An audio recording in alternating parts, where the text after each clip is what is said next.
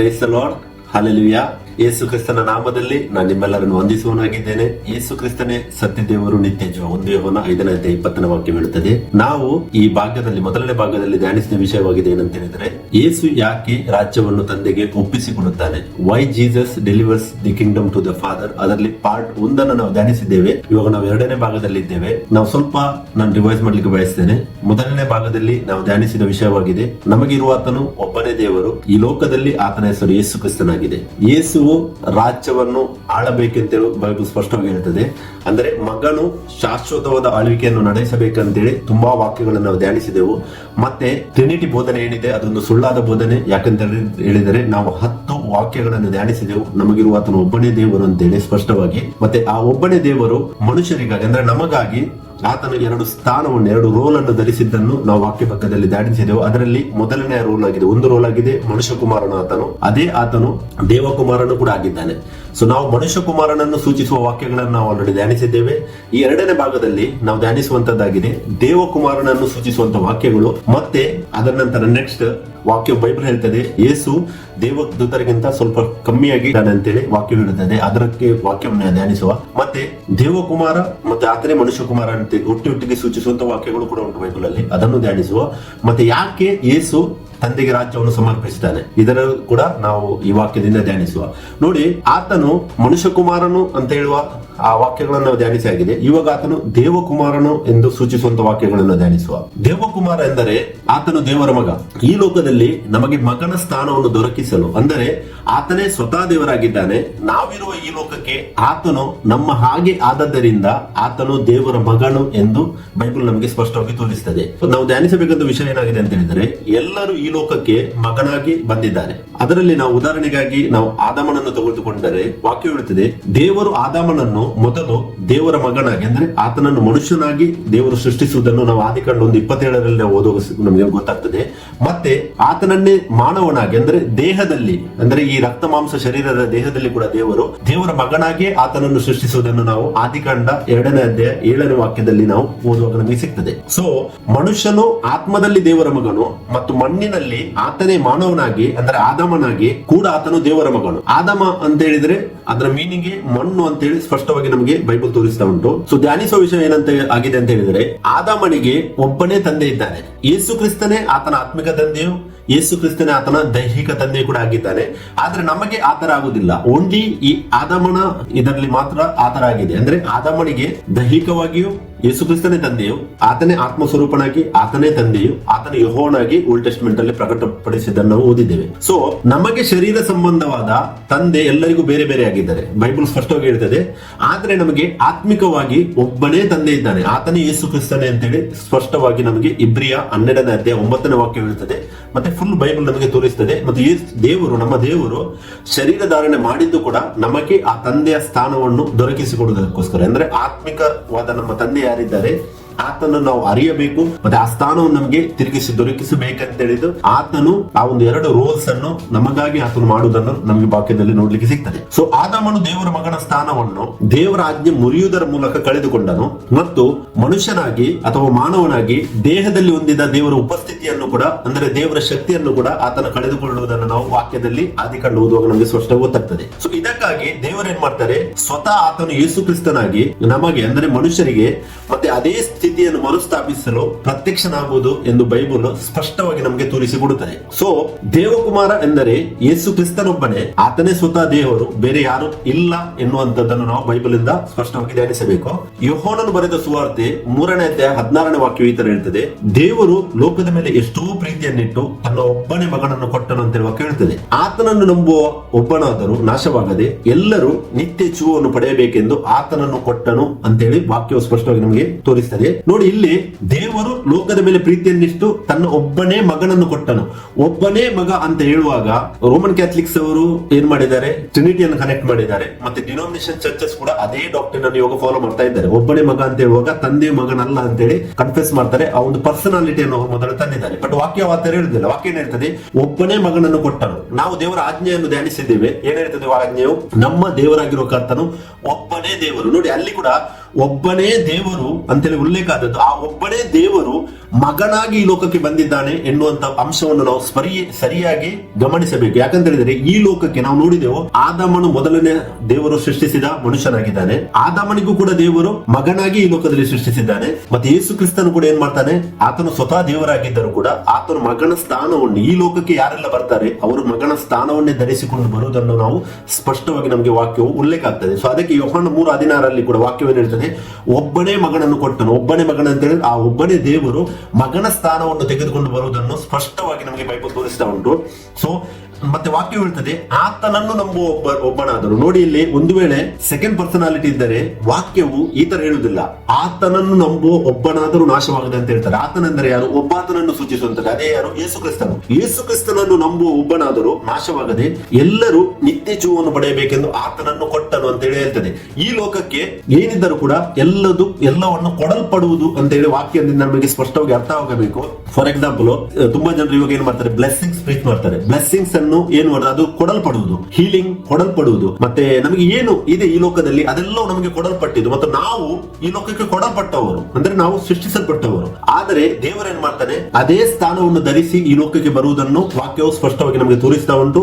ಯೋಹಾನನ ಸುವಾರ್ತೆ ನಾವು 3ನೇ ಅಧ್ಯಾಯ 14ನೇ ವಾಕ್ಯವನ್ನು ಧ್ಯಾನಿಸಿದೆವು. ಮತ್ತೆ ಲೂಕನು ಬರೆದ ಸುವಾರ್ತೆಯಲ್ಲಿ 1ನೇ ಅಧ್ಯಾಯ 35ನೇ ವಾಕ್ಯ ಕೂಡ ಧ್ಯಾನಿಸುವಾಗ ಅಲ್ಲಿ ಕೂಡ ಹೇಳ್ತದೆ ವಾಕ್ಯವು, ಮರಿಯಮ್ಮನ ಮೇಲೆ ಪವಿತ್ರಾತ್ಮ ಬರುವುದು, ಪರಾತ್ಪರನ ಶಕ್ತಿಯ ನೆರಳು ನಿನ್ನ ಮೇಲೆ ಬೀಳುವುದು, ಆದುದರಿಂದ ಹುಟ್ಟುವ ಆ ಪವಿತ್ರ ಶಿಶು ದೇವರ ಮಗನೆನಿಸಿಕೊಳ್ಳುವನು. ನೋಡಿ, ಆತನು ದೇವರ ಮಗನೆನಿಸಿಕೊಂಡು ಈ ಲೋಕಕ್ಕೆ ಬಂದಿದ್ದಾನೆ. ಯಾಕೆ? ಆದಾಮನು ಆ ದೇವರ ಮಗನ ಸ್ಥಾನವನ್ನು ಏನು ಕಳೆದುಕೊಂಡಿದ್ದನೋ ಅದನ್ನು ನಮಗೆ ಪುನಃ ದೊರಕಿಸುವುದಕ್ಕಾಗಿ ಆತನು ಸ್ವತಃ ದೇವರ ಮಗನಾಗಿ ದೇವರು ಶರೀರಧಾರಿಯಾಗಿ ಬರುವುದನ್ನು ವಾಕ್ಯದಲ್ಲಿ ಉಲ್ಲೇಖ ಮಾಡ್ತದೆ. ಯೋಹಾನನು ಬರೆದ ಸುವಾರ್ತೆ 1ನೇ ಅಧ್ಯಾಯ 12-13ನೇ ವಾಕ್ಯವನ್ನು ಕೂಡ ನಾವು ಧ್ಯಾನಿಸುವಾಗ ವಾಕ್ಯ ಹೇಳುತ್ತದೆ, ಯಾರ್ಯಾರು ಆತನನ್ನು ಅಂಗೀಕರಿಸಿದರು, ಅಂದರೆ ಆತನ ಹೆಸರಿನಲ್ಲಿ ನಂಬಿಕೆ ಇಟ್ಟರು ಅವರಿಗೆ ದೇವರ ಮಕ್ಕಳಾಗುವ ಅಧಿಕಾರ ಕೊಟ್ಟನು. ಇವರು ರಕ್ತ ಸಂಬಂಧದಿಂದಾಗಲಿ ಕಾಮದಿಂದಾಗಲಿ ಪುರುಷ ಸಂಕಲ್ಪದಿಂದಾಗಲಿ ಹುಟ್ಟಿದವರಲ್ಲ, ದೇವರಿಂದಲೇ ಹುಟ್ಟಿದವರು. ಪ್ರಿಯರೇ, ಇಲ್ಲಿ ನಾವು ಧ್ಯಾನಿಸುವ ವಿಷಯ ಏನಂತ ಹೇಳಿದ್ರೆ ವಾಕ್ಯ ಹೇಳ್ತದೆ, ಯಾರ್ಯಾರು ಆತನನ್ನು ಅಂಗೀಕರಿಸಿದರು. ನೋಡಿ, ಆತನನ್ನು ಅಂತ ಹೇಳುವಾಗ ಈಗೇನು ವಾಕ್ಯ ಒಬ್ಬಾತನನ್ನು ಸೂಚಿಸುವಂತದ್ದಾಗಿದೆ. ಒಂದು ವೇಳೆ ಟ್ರಿನಿಟಿ ಡಾಕ್ಟ್ರಿನ್ ಅವರು ಟೀಚ್ ಮಾಡೋ ಪ್ರಕಾರ, ಅವರ ಪ್ರಕಾರ ಆತನನ್ನು ಅಂತ ಹೇಳುವಾಗ ಈ 3 ವ್ಯಕ್ತಿತ್ವಗಳನ್ನು ಇಲ್ಲಿ ಸೂಟ್ ಮಾಡ್ಲಿಕ್ಕೆ ಆಗುದಿಲ್ಲ. ಯಾಕೆಂದ್ರೆ ವಾಕ್ಯವು ಸ್ಪಷ್ಟ ಇದೆ, ಒಬ್ಬಾತನನ್ನು ಯಾರು ಅಂಗೀಕರಿಸುತ್ತಾರೋ ಮತ್ತೆ ಆತನ ಹೆಸರಿನಲ್ಲಿ, ಈ ಹೆಸರೇನಾಗಿದೆ ಯೇಸು ಕ್ರಿಸ್ತನು, ಯಾರು ಯೇಸು ಕ್ರಿಸ್ತನನ್ನು ಅಂಗೀಕರಿಸುತ್ತಾರೋ ವಾಕ್ಯ ಸ್ಪಷ್ಟ ಹೇಳ್ತದೆ ಅವರಿಗೆ ದೇವರ ಮಕ್ಕಳ ಅಧಿಕಾರವನ್ನು ಕೊಟ್ಟನು. ತಂದೆಯ ಹೆಸರೇ ಯೇಸು ಕ್ರಿಸ್ತನು, ಮಗನ ಹೆಸರು ಕೂಡ ಯೇಸು ಕ್ರಿಸ್ತನು, ಪವಿತ್ರಾತ್ಮನ ಹೆಸರು ಕೂಡ ಯೇಸು ಕ್ರಿಸ್ತನು. ಯಾಕಂತ ಹೇಳಿದ್ರೆ 3 ಪದವಿಗಳನ್ನು ದೇವರು ಹೊಂದಿಕೊಂಡು ಈ ಲೋಕದಲ್ಲಿ ಕಾರ್ಯವನ್ನು ಮಾಡಿದ್ದಾನೆ. ಅದಕ್ಕೆ ಇಲ್ಲಿ ಯೋಹಾನ 1:12-13 ಕೂಡ ಸ್ಪಷ್ಟವಾಗಿ ಹೇಳ್ತದೆ, ಆತನನ್ನು ಅಂಗೀಕರಿಸಿದವರು, ಅಂದ್ರೆ ಒಬ್ಬಾತನನ್ನು ಯಾರು ಸೂಚಿಸಿದ್ದಾರೆ, ಯಾರು ಅಂಗೀಕರಿಸುತ್ತಾರೆ ಆತನ ಹೆಸರು ಯಾವುದು? ಯೇಸು ಕ್ರಿಸ್ತನು. ಯೇಸು ಕ್ರಿಸ್ತನನ್ನು ಅಂಗೀಕರಿಸಿದರಿಗೆ ಮಾತ್ರ ವಾಕ್ಯ ಹೇಳ್ತದೆ ದೇವರ ಮಕ್ಕಳಾಗುವ ಅಧಿಕಾರ ಕೊಟ್ಟನು. ಯಾಕೆಂತ ಹೇಳಿದರೆ ಆತನು ಆ 2 ರೋಲ್ಸ್ ಗಳನ್ನು ಧರಿಸಿಕೊಂಡು ನಮಗೋಸ್ಕರವಾಗಿ 100% ಮನುಷ್ಯ, ಆತನೇ 100% ದೇವರು, 2 ಸ್ಥಾನಗಳನ್ನು ಆತನು ಧರಿಸಿಕೊಂಡು ನಮಗೋಸ್ಕರವಾಗಿ ಆತನು ದೇಹದಲ್ಲಿ ಕಾರ್ಯವನ್ನು ಮಾಡುತ್ತಾ ಇರುವುದನ್ನು ನಮಗೆ ನೋಡ್ಲಿಕ್ಕೆ ಸಿಗ್ತದೆ. ಸೊ ಇವರು ಏನಾಗಿದ್ದಾರೆ ಅಂತೇಳಿ ವಾಕ್ಯ ಹೇಳ್ತದೆ, ಅವರೆಲ್ಲರೂ ದೇವರಿಂದ ಹುಟ್ಟಿದವರು ಅಂತೇಳಿ ವಾಕ್ಯ ಸ್ಪಷ್ಟವಾಗಿ ತೋರಿಸ್ತದೆ. ಓಕೆ, 1 ಯೋಹಾನ 5ನೇ ಅಧ್ಯಾಯ 20ನೇ ವಾಕ್ಯವನ್ನು ಕೂಡ ನಾವು ಧ್ಯಾನಿಸುವಾಗ ವಾಕ್ಯವು ಈ ತರ ಹೇಳ್ತದೆ, ದೇವರ ಮಗನು ಬಂದು ನಾವು ಸತ್ಯವಾಗಿರುವಾತನನ್ನು ಅರಿತುಕೊಳ್ಳುವ ಹಾಗೆ ನಮಗೆ ವಿವೇಕವನ್ನು ಕೊಟ್ಟಿದ್ದಾನೆಂದು ನಮಗೆ ಗೊತ್ತದೆ, ಮತ್ತು ನಾವು ದೇವರ ಮಗನಾದ ಯೇಸು ಕ್ರಿಸ್ತನಲ್ಲಿ ಇರುವವನಾಗಿ ಸತ್ಯನಾಗಿರುವಾತನಲ್ಲಿದ್ದೇವೆ, ಆತನು ಸತ್ಯ ದೇವರು ನಿತ್ಯ ಜೀವವಾಗಿದ್ದಾನೆ. ನೋಡಿ, ಇಲ್ಲಿ ಧ್ಯಾನಿಸುವ ವಿಷಯ ಏನಂತ ಹೇಳಿದರೆ, ದೇವರ ಮಗನು ಬಂದು ನಾವು ಸತ್ಯವಾಗಿರುವಾತನನ್ನು ಅರಿತುಕೊಳ್ಳುವವರಾಗಿ, ಸತ್ಯ ಯಾರು? ಯೇಸು ಕ್ರಿಸ್ತನೇ ಸತ್ಯವು. ಆತನೇ ದೇವರು ಮಗನಾಗಿ ಬಂದು ಆತನನ್ನು ಅರಿತುಕೊಳ್ಳುವ ಹಾಗೆ ನಮಗೆ ವಿವೇಕವನ್ನು ಕೊಟ್ಟಿದ್ದಾನೆ ಎಂದು ನಮಗೆ ಗೊತ್ತಿದೆ. ನಾವು ದೇವರ ಮಗನಾದ ಯೇಸು ಕ್ರಿಸ್ತನಲ್ಲಿ ಇರುವವನಾಗಿ, ಯಾರೆಲ್ಲ ಯೇಸು ಕ್ರಿಸ್ತನಲ್ಲಿ ಇರುವವರಿದ್ದಾರೆ ಅವರು ಸತ್ಯನಾಗಿರುವಾತನಲ್ಲಿದ್ದಾರೆ. ಆತನೇ ಯಾರು? ಯೇಸು ಕ್ರಿಸ್ತನೇ ಸತ್ಯ ದೇವರು ನಿತ್ಯಜವಾಗಿದ್ದಾನೆ. ಸ್ಪಷ್ಟವಾಗಿದೆ ವಾಕ್ಯವು. ಇಲ್ಲಿ ಹೇಳ್ತದೆ ಯೇಸು ಕ್ರಿಸ್ತನೇ ಸತ್ಯ ದೇವರು ನಿತ್ಯಜವಾಗಿದ್ದಾನೆ. ಇಲ್ಲಿ ನೋಡಿ, ಸತ್ಯ ದೇವರು ಅಂದರೆ ಮನುಷ್ಯ ಕುಮಾರ, ನಿತ್ಯ ಜೀವ ಅಂತ ಹೇಳಿದ್ರೆ ದೇವಕುಮಾರ. ಈ ವಾಕ್ಯದಲ್ಲಿ ಕೂಡ 2 ರೋಲ್ಸ್ ಗಳನ್ನು ನಾವು ಸರಿಯಾಗಿ ಅಂಡರ್ಸ್ಟ್ಯಾಂಡ್ ಮಾಡಬಹುದು. ಯೇಸು ಕ್ರಿಸ್ತನ್ ಏನ್ ಹೇಳ್ತಾನೆ? ನಾನೇ ಸತ್ಯವಾಗಿದ್ದೇನೆ, ಸತ್ಯವು ಈ ಲೋಕದಿಂದ ಹುಟ್ಟಿದ್ದಂತೇಳಿ ಕೀರ್ತನೆ 85:11 ಕೂಡ ನಾವು ಓದಿದ್ದೇವೆ. ಸೊ ಸತ್ಯ ದೇವರು ಮತ್ತೆ ನಿತ್ಯ ಜೀವವು, ಮನುಷ್ಯ ಕುಮಾರನು ದೇವಕುಮಾರನು, ಸ್ಪಷ್ಟವಾಗಿ ಈ ಉಲ್ಲೇಖವಾದದ್ದು ನಮ್ಗೆ ಇಲ್ಲಿ ಕೂಡ ಓದಲಿಕ್ಕೆ ಸಿಗ್ತದೆ. ಮತ್ತೆ ಇನ್ನು ಯೇಸು ಕ್ರಿಸ್ತನು ದೇವಕುಮಾರನಾಗಿ ಅಧಿಕಾರವನ್ನು ಸೂಚಿಸಿ ಉಲ್ಲೇಖ ಮಾಡಿಸಿದ ವಾಕ್ಯಗಳನ್ನು ನಿಮಗೆ ಶೇರ್ ಮಾಡ್ತೇನೆ. ನೋಡಿ, ಯೋಹಾನ 6ನೇ ಅಧ್ಯಾಯ 35 ಮತ್ತು 48ನೇ ವಾಕ್ಯವನ್ನು ಧ್ಯಾನಿಸುವಾಗ ಯೇಸು ಕ್ರಿಸ್ತನು ಹೇಳ್ತಾನೆ, ಜೀವ ಕೊಡುವ ರೊಟ್ಟಿಯು ನಾನೇ, ಐ ಆಮ್ ಅಂತ ಹೇಳ್ತೇನೆ. ಆತನ ಹೇಳಿದ್ದಾನೆ ಐ ಆಮ್ ಅಂತ ಹೇಳಿದ್ದಾನೆ, ಅಂದ್ರೆ ಜೀವ ಕೊಡುವ ರೊಟ್ಟಿ ನಾನು ಅಂತ ಆತನ ಹೇಳಿದ್ದಾನೆ. ಮತ್ತು ಯೋಹಾನ 8:12 ಕೂಡ ನಾವು ಧ್ಯಾನಿಸುವಾಗ ಆತನ ಹೇಳ್ತಾನೆ ನಾನೇ ಲೋಕಕ್ಕೆ ಬೆಳಕು, I am the light off the world ಅಂತ ಹೇಳಿದ್ದಾನೆ, ಅಂದ್ರೆ ನಾನು ಐ ಆಮ್. ಆಮೇಲೆ ಯೋಹಾನ 8:58 ಕೂಡ ಆತನು ಅಲ್ಲಿ ಸೂಚಿಸ್ತಾ ಇದ್ದಾನೆ, ಅಬ್ರಹಾಮನು ಹುಟ್ಟುವುದಕ್ಕಿಂತ ಮುಂಚಿನಿಂದಲೂ ನಾನು ಇದ್ದೇನೆ, ಐ ಆಮ್ ಅಂತೇಳಿ ಆತನ ಹೇಳಿದ್ದಾನೆ. ಯೋಹಾನ 10:7 ಕೂಡ ನೋಡಿ ಆತನ ಹೇಳ್ತಾನೆ, ಕುರಿಗಳಿಗೆ ನಾನೇ ಬಾಗಿಲಾಗಿದ್ದೇನೆ, ಐ ಆಮ್ ಅಂತ ಹೇಳಿದ್ದಾನೆ ಇಲ್ಲಿ. ಮತ್ತೆ ಯೋಹಾನ 10:11 ನಾನೇ ಒಳ್ಳೆಯ ಕುರುಬನು ಅಂತ ಹೇಳಿದ್ದಾನೆ, ಐ ಆಮ್. ಕೀರ್ತನೆ 23:1 ನಾವು ಧ್ಯಾನಿಸಿದ ವಿಷಯ ಏನಂತ ಹೇಳಿದರೆ ಯೆಹೋವನು ಹೇಳ್ತಾನೆ ನಾನು ಒಳ್ಳೆಯ ಕುರುಬನು. ಅಲ್ಲಿ ಯೆಹೋವನು ಒಳ್ಳೆಯ ಕುರುಬನು ಅಂತ ತನ್ನ ಪ್ರಕಟಿಸಿದ್ದಾನೆ. ಆತ್ಮ ಸ್ವರೂಪದಲ್ಲಿದ್ದಾಗ, ಆತ್ಮನಾಗಿದ್ದಾಗ, ಅದೇ ದೇವರು ದೇಹವನ್ನು ಧರಿಸಿದ್ದಾಗ ಕೂಡ ನಾನೇ ಒಳ್ಳೆಯ ಕುರುಬನ ಅಂತೇಳಿ ಆತನು ಪ್ರಕಟಿಸಿದ್ದನ್ನು ನಮಗೆ ವಾಕ್ಯದಲ್ಲಿ ಓದಲಿಕ್ಕೆ ಸಿಗ್ತದೆ. ಮತ್ತೆ ಧ್ಯಾನಿಸುವ ವಿಷಯ ಏನಂತ ಹೇಳಿದ್ರೆ, ನಮಗೆ ಇಬ್ಬರು ಕುರುಬನಿಗೆ ಸಾಧ್ಯವಿಲ್ಲ, ನಮಗಿರುವಂತ ಒಬ್ಬನೇ ಕುರುಬನು, ಆತನೇ ಯೇಸು ಕ್ರಿಸ್ತನು ಎಂಬುವಂತದ್ದು. ಈ ಹೊಸ ಒಡಂಬಡಿಕೆಯಲ್ಲಿ ಆ ಒಂದು ಹೆಸರು ನಮಗೆ ಸಿಕ್ಕಿದ್ದರಿಂದ ಇವತ್ತು ಆ ಹೆಸರೇ ಅತಿ ಪ್ರಾಮುಖ್ಯವಾದ ಸ್ಥಾನವನ್ನು ನಮ್ಮ ಜೀವಿತದಲ್ಲಿ ತೆಗೆದುಕೊಳ್ಳುವಂತದ್ದಾಗಿದೆ. ಪ್ರಿಯರೇ, ಆ ಹೆಸರಿನ ಪ್ರಾಮುಖ್ಯತೆಯನ್ನು ಎಲ್ಲರೂ ಅರಿಯುವಂತದ್ದು ತುಂಬಾ ಇಂಪಾರ್ಟೆಂಟ್ ಆಗಿದೆ. ಓಕೆ, ಯೋಹಾನ 11:25 ಆತನ ಹೇಳ್ತಾನೆ, ನಾನೇ ಪುನರುತ್ಥಾನವೂ ಜೀವವಾಗಿದ್ದೇನೆ, ನನ್ನನ್ನು ನಂಬುವವನು ಸತ್ತರೂ ಬದುಕುವನು. ನೋಡಿ ಇಲ್ಲಿ ನಾನೇ ಐ ಆಮ್, ನಾನೇ ಪುನರುತ್ಥಾನವೂ ಜೀವವಾಗಿದ್ದಾನೆ ಅಂತೇಳಿ ಯೇಸು ಕ್ರಿಸ್ತನು ಸ್ಪಷ್ಟವಾಗಿ ತನ್ನನ್ನು ಪ್ರಕಟಿಸ್ತಾ ಇದ್ದಾನೆ. ಯೋಹಾನ 14:6 ಕೂಡ ನಾನೇ ಮಾರ್ಗವು ಸತ್ಯವೂ ಜೀವವು, ಐ ಆಮ್. ಇಲ್ಲಿ ಕೂಡ ಆತನು ಮಾರ್ಗ ಸತ್ಯ ಜೀವವನ್ನು ಉಲ್ಲೇಖಿಸುವಾಗ ಆತನು ದೇವಕುಮಾರನಾಗಿ ಉಲ್ಲೇಖಿಸುವುದನ್ನು ನಮಗೆ ಓದಲಿಕ್ಕೆ ಸಿಗ್ತದೆ. ಯೋಹಾನ 15:1 ನಾನೇ ನಿಜವಾದ ದ್ರಾಕ್ಷಿ ಬಳ್ಳಿ, ಇಲ್ಲಿ ಕೂಡ ಆತನು ದೇವಕುಮಾರನಾಗಿ ತನ್ನನ್ನು ತಾನು ಪ್ರಕಟಿಸುವುದನ್ನು ನಮಗೆ ಓದಲಿಕ್ಕೆ ಸಿಗ್ತದೆ. ಮತ್ತೆ ಮತ್ತಾಯನು ಬರೆದ ಸುವಾರ್ತೆ 11ನೇ ಅಧ್ಯಾಯ 28ನೇ ವಾಕ್ಯವನ್ನು ನಾವು ಧ್ಯಾನಿಸುವಾಗ ಅಲ್ಲಿ ಆತನು ಹೇಳ್ತಾನೆ, ಎಲೆ ಕಷ್ಟಪಡುವವರೇ, ಹೊರೆ ಹೊತ್ತುವವರೇ, ನೀವೆಲ್ಲರೂ ನನ್ನ ಬಳಿಗೆ ಬನ್ನಿರಿ, ನಾನು ನಿಮಗೆ ವಿಶ್ರಾಂತಿ ಕೊಡುವೆನು. ಇಲ್ಲಿ ಕೂಡ ಆತನು ದೇವಕುಮಾರನಾಗಿ ಆ ಅಧಿಕಾರದಿಂದ ಸೂಚಿಸಿ ಏನ್ ಹೇಳ್ತಾನೆ, ನನ್ನ ಬಳಿಗೆ ಬನ್ನಿರಿ, ನಾನು ನಿಮಗೆ ವಿಶ್ರಾಂತಿ ಕೊಡುವೆನು. ನೋಡಿ, ಈ ಎಲ್ಲಾ ವಾಕ್ಯಗಳನ್ನು ನಾವು ಧ್ಯಾನಿಸುತ್ತಿದ್ದದ್ದು, ಎಲ್ಲಾ ವಾಕ್ಯಗಳಲ್ಲಿ ಆತನು ಎಲ್ಲಿಯಾದರೂ ಉಲ್ಲೇಖ ಮಾಡುವಾಗ ಆತನು 3 ಪರ್ಸನಾಲಿಟಿಯಾಗಿ ಮಾತಾಡಿದ್ದಾನ? ಇಲ್ಲ. ಒಂದು ವೇಳೆ ಇವಾಗ ಲೋಕ ಏನು ನಂಬುತ್ತದೆ ದೇವರು 3 ಪರ್ಸನಾಲಿಟಿ, ಟ್ರಿನಿಟಿ ಅಂತ ನಂಬುತ್ತದೆ, ಆತನ ಈ ಎಲ್ಲ ವಾಕ್ಯಗಳಲ್ಲಿ ಆತರ ಇದ್ದಿದ್ರೆ ಆತನು 3 ವ್ಯಕ್ತಿತ್ವಗಳನ್ನು ಸೂಚಿಸಿ ಮಾತಾಡಬೇಕಾಗಿತ್ತು. ಯಾಕಂತ ಹೇಳಿದರೆ ಲೋಕವು ನಂಬುತ್ತದೆ ಇವಾಗ 2ನೇ ವ್ಯಕ್ತಿತ್ವ ದೇಹವನ್ನು ಧರಿಸಿಕೊಂಡ ಲೋಕದಲ್ಲಿ ಇದೆ ಅಂತೇಳಿ. ಅದು ತಪ್ಪಾದ ಬೋಧನೆಯಾಗಿದೆ. ಯಾಕಂತ ಹೇಳಿದ್ರೆ ದೇವರನ್ನು ನಮ್ಮ ನಾಲೆಜ್ ನಿಂದ, ಅಂದ್ರೆ ನಮ್ಮ ಒಂದು ಥಿಂಕಿಂಗ್ ಇಂದ ನಾವು ದೇವರನ್ನು ಅಳೆಯುವುದಕ್ಕೆ ಆಗುದಿಲ್ಲ. ನಾನೊಂದು 2 ಇನ್ಸಿಡೆಂಟ್ ನಿಮಗೆ ಎಕ್ಸ್ಪ್ಲೇನ್ ಮಾಡ್ಲಿಕ್ಕೆ ಬಯಸ್ತೇನೆ ಓಲ್ಡ್ ಟೆಸ್ಟ್ಮೆಂಟ್ ನಿಂದ. ನೋಡಿ, ಮೋಶೆ ವಿಮೋಚನ ಕಂಡ 3ನೇ ಅಧ್ಯಾಯ ನಾವು ಓದುವಾಗ ಅಲ್ಲಿ ಮೋಶೆಗೆ ದೇವರು ಪ್ರಕಟವಾಗುವಾಗ ಮೊದಲನೇ ಬಾರಿ ಮೋಶೆಯನ್ನು ಆರಿಸುವಾಗ ಆತನ ಪೊದೆಯಲ್ಲಿ ಒಂದು ಬೆಂಕಿಯಾಗಿ, ಉರಿಯುವ ಬೆಂಕಿಯಾಗಿ ಆತನ ತನ್ನ ಪ್ರಕಟಿಸ್ತಾನೆ. ಅದೇ ಸಮಯದಲ್ಲಿ ಆತನು ಬೆಂಕಿಯಾಗಿ ಪ್ರಕಟಿಸಿದರೂ ಕೂಡ ಸೇಮ್ ಟೈಮ್ ಆತನು ವಾಯ್ಸ್ ಇಂದ ಕೂಡ ಮಾತಾಡುವುದನ್ನು ನಮಗೆ ಓದಲಿಕ್ಕೆ ಸಿಗ್ತದೆ. ಪ್ರಿಯರೇ, ಅಲ್ಲಿ ಏನಾಗ್ತದೆ, ಒಂದೇ ಸಮಯದಲ್ಲಿ ದೇವರು 2 ಕಾರ್ಯಗಳನ್ನು ಮಾಡುವುದನ್ನು ನೋಡಬಹುದು. ಆತನು ಬೆಂಕಿಯಾಗಿ ಕೂಡ ಪ್ರಕಟ ಆಗ್ತಾನೆ, ಮತ್ತೆ ಸೇಮ್ ಟೈಮ್ ಆತನು ಆ ಒಂದು ವಾಯ್ಸ್ ಇಂದ ಮಾತಾಡುವುದನ್ನು ಕೂಡ ನಮಗೆ ನೋಡ್ಲಿಕ್ಕೆ ಸಿಗ್ತದೆ. ಸೊ ಹಾಗಿದ್ರೆ ದೇವರನ್ನು ನಾವು ಯಾವ ರೀತಿಯಲ್ಲಿ ನಾವು ನಮ್ಮ ಈ ಯೋಚನೆಯಿಂದ ನಾವು ಅಳಿಲಿಕ್ಕೆ ಆಗ್ತದೆ? ಆಗುದಿಲ್ಲ. ಮತ್ತೆ ಆದಿಕಾಂಡ 18ನೇ ಅಧ್ಯಾಯದಲ್ಲಿ ಅಬ್ರಾಹ್ಮಣಿಗೆ ಆತನು 99 ವರ್ಷ ಇರುವಾಗ, ಅಬ್ರಾಹ್ಮಣ ಏಜ್ 99 ವರ್ಷ, ಆ ಟೈಮಲ್ಲಿ ಆತನಿಗೆ ಆಶೀರ್ವದಿಸಿ ಸಾರಳಿಗೆ ಮಕ್ಕಳಾಗುವುದನ್ನು ಹೇಳಲಿಕ್ಕೆ ಅಲ್ಲಿ ಆತನು ಪ್ರತ್ಯಕ್ಷನಾಗುವಾಗ ಆದಮನಿಗೆ, ಅಲ್ಲಿ ನಮಗೆ 18ನೇ ಅಧ್ಯಾಯ 5ರಿಂದ 11 ವಾಕ್ಯನ ಓದುವಾಗ ಅಲ್ಲಿ ನೋಡಬಹುದು ನಾವು, ಆತನು ಅಬ್ರಾಹ್ಮಣ ಹತ್ರ ಮಾತಾಡ್ತಾನೆ. ಸಾರಳವನ್ನು ಕೇಳುವಾಗ ಅಬ್ರಾಹ್ಮಣ ಹೇಳ್ತಾನೆ, ಸಾರಳು ಗುಡಾರದ ಒಳಗಿದ್ದಾಳೆ, ಅಂದ್ರೆ ಮನೆ ಒಳಗಿದ್ದಾಳೆ. ಬಟ್ ಸಾರಳು ಅಲ್ಲೇನ್ ಮಾಡ್ತಾ ಇದ್ದಳು, ಹಿಂದಿನಿಂದ ಮನೆ ಒಳಗಿಂದ ಇವರು ಮಾತಾಡೋದನ್ನೆಲ್ಲ ಅವಳು ಕೇಳ್ತಾ ಇದ್ಲು. ಅಲ್ಲಿ ಆ ಟೈಮ್ ಅಲ್ಲಿ ನೋಡಿ, ದೇವರು ಅಬ್ರಾಹ್ಮಣ ಹತ್ರ ಮಾತಾಡ್ತಾ ಇದ್ದಾನೆ ಫೇಸ್ ಟು ಫೇಸ್ ಆಗಿ. ಮಾತಾಡುವಾಗ ಸಾರಳಿಗೆ ಆಶೀರ್ವದಿಸುವಾಗ ಸಾರಳು ಮನಸ್ಸಿನಲ್ಲಿ ನಗ್ತಾಳೆ. ಅವಳು ಮನಸ್ಸಿನಲ್ಲಿ ಥಿಂಕ್ ಮಾಡ್ತಾಳೆ, ನಾನು ವೃದ್ಧಾಪ್ಯದಲ್ಲಿದ್ದೇನೆ, ನನ್ನ ಗಂಡನು ಆಲ್ರೆಡಿ ಏಜ್ಡ್, ನಮ್ಗೆ ಹೇಗೆ ಮಕ್ಕಳಾಗುದಂತೆ ಅವಳು ಮನಸ್ಸಿನಲ್ಲಿ ನಗ್ತಾಳೆ. ಆ ಟೈಮ್ ಅಲ್ಲಿ ದೇವರು ನೋಡಿ ಅಬ್ರಾಹ್ಮಣ ಹತ್ರ ಮಾತಾಡ್ತಾ ಇದ್ದಾನೆ, ಮಾತ್ರ ಅವಳ ಮನಸ್ಸಿನ ಆ ಒಂದು ಆಲೋಚನೆಯನ್ನು ಆತನು ಅರಿತುಕೊಂಡು ಅವಳಿಗೆ ಹೇಳ್ತಾನೆ, ದೇವರಿಗೆ ಅಸಾಧ್ಯವಾದದುಂಟು, ನೀನು ಯಾಕೆ ನಕ್ಕದಂತೇಳಿ ಸಾರಳಿಗೆ ಹೇಳ್ತಾನೆ. ಸಾರಳು ಹೇಳ್ತಾನೆ, ಇಲ್ಲ ನಾನು ನಕ್ಕಿಲ್ಲ ಅಂತೇಳಿ. ಅವಳು ಹೊರಗಿಂದ ಫೇಸ್ ಇಂದ ಅವಳು ನಗಲಿಲ್ಲ, ಅವಳು ಮನಸ್ಸಿನ ಒಳಗಿಂದ ನಕ್ಕಿದ್ದನ್ನು ದೇವರು ಆ ಮುಂದೆ ಇದ್ದರೂ ಕೂಡ ಅವಳ ಮನಸ್ಸನ್ನು ಅರಿತುಕೊಂಡಿದ್ದನ್ನು ನಮಗೆ ಓದಲಿಕ್ಕೆ ಸಿಗ್ತದೆ. ಇಂಥದೇ ತುಂಬಾ ಇನ್ಸಿಡೆಂಟ್ ಅನ್ನು ನಮಗೆ ನ್ಯೂ ಟೆಸ್ಟ್ಮೆಂಟ್ ಅಲ್ಲಿ ಯೇಸು ಕ್ರಿಸ್ತನ ದೇಹದಲ್ಲಿ ಇದ್ದಾಗ ಕೂಡ ನಮಗೆ ಓದಲಿಕ್ಕೆ ಸಿಗ್ತದೆ. ಪ್ರಿಯರೇ, ಆತನು ಒಬ್ಬನಿಗೆ ಪಾಪವನ್ನು ಕ್ಷಮಿಸುವಾಗ ಆತನು ಹೇಳ್ತಾನೆ, ನಿನ್ನ ಪಾಪಗಳು ಕ್ಷಮಿಸಲ್ಪಟ್ಟಿವೆ, ನೀನು ನಿನ್ನ ಆ ಬ್ಲಾಂಕೆಟ್ ಏನಿದೆ ಅದನ್ನು ತೆಗೆದುಕೊಂಡು ಹೋಗು ಅಂತ ಹೇಳ್ತಾನೆ. ಆ ಟೈಮಲ್ಲಿ ಫರಿಸಾಯರು ಮನಸ್ಸಿನಲ್ಲಿ ಥಿಂಕ್ ಮಾಡ್ತಾರೆ, ಈತನು ಯಾರಿದ್ದಾನೆ ಪಾಪಗಳನ್ನು ಕ್ಷಮಿಸುವವನು, ದೇವರು ಹೊರತು ಮತ್ತೆ ಯಾರು ಪಾಪಗಳನ್ನು ಕ್ಷಮಿಸಲಿಕ್ಕೆ ಆಗ್ತದೆ ಅಂತೇಳಿ ಅವರು ಥಿಂಕ್ ಮಾಡ್ತಾರೆ. ಆ ಟೈಮಲ್ಲಿ ನೋಡಿ ವಾಕ್ಯದಲ್ಲಿ ಉಲ್ಲೇಖವಾಗಿದೆ, ಅವರ ಆಲೋಚನೆಗಳನ್ನು ಆತನು ಬಲ್ಲವನ್ನಾಗಿ ಆತನನ್ನೇ ಹೇಳ್ತಾನೆ, ಯಾವುದು ಕ್ಷಮೆ ಮಹಿಮಕರವಾಗಿದೆ. ನೀವು ಯಾಕೆ ನಿಮ್ಮ ಮನಸ್ಸಿನಲ್ಲಿ ಈ ಆಲೋಚನೆಗಳನ್ನು ಮಾಡಿಕೊಳ್ಳುತ್ತೀರಿ ಅಂತೇಳಿ.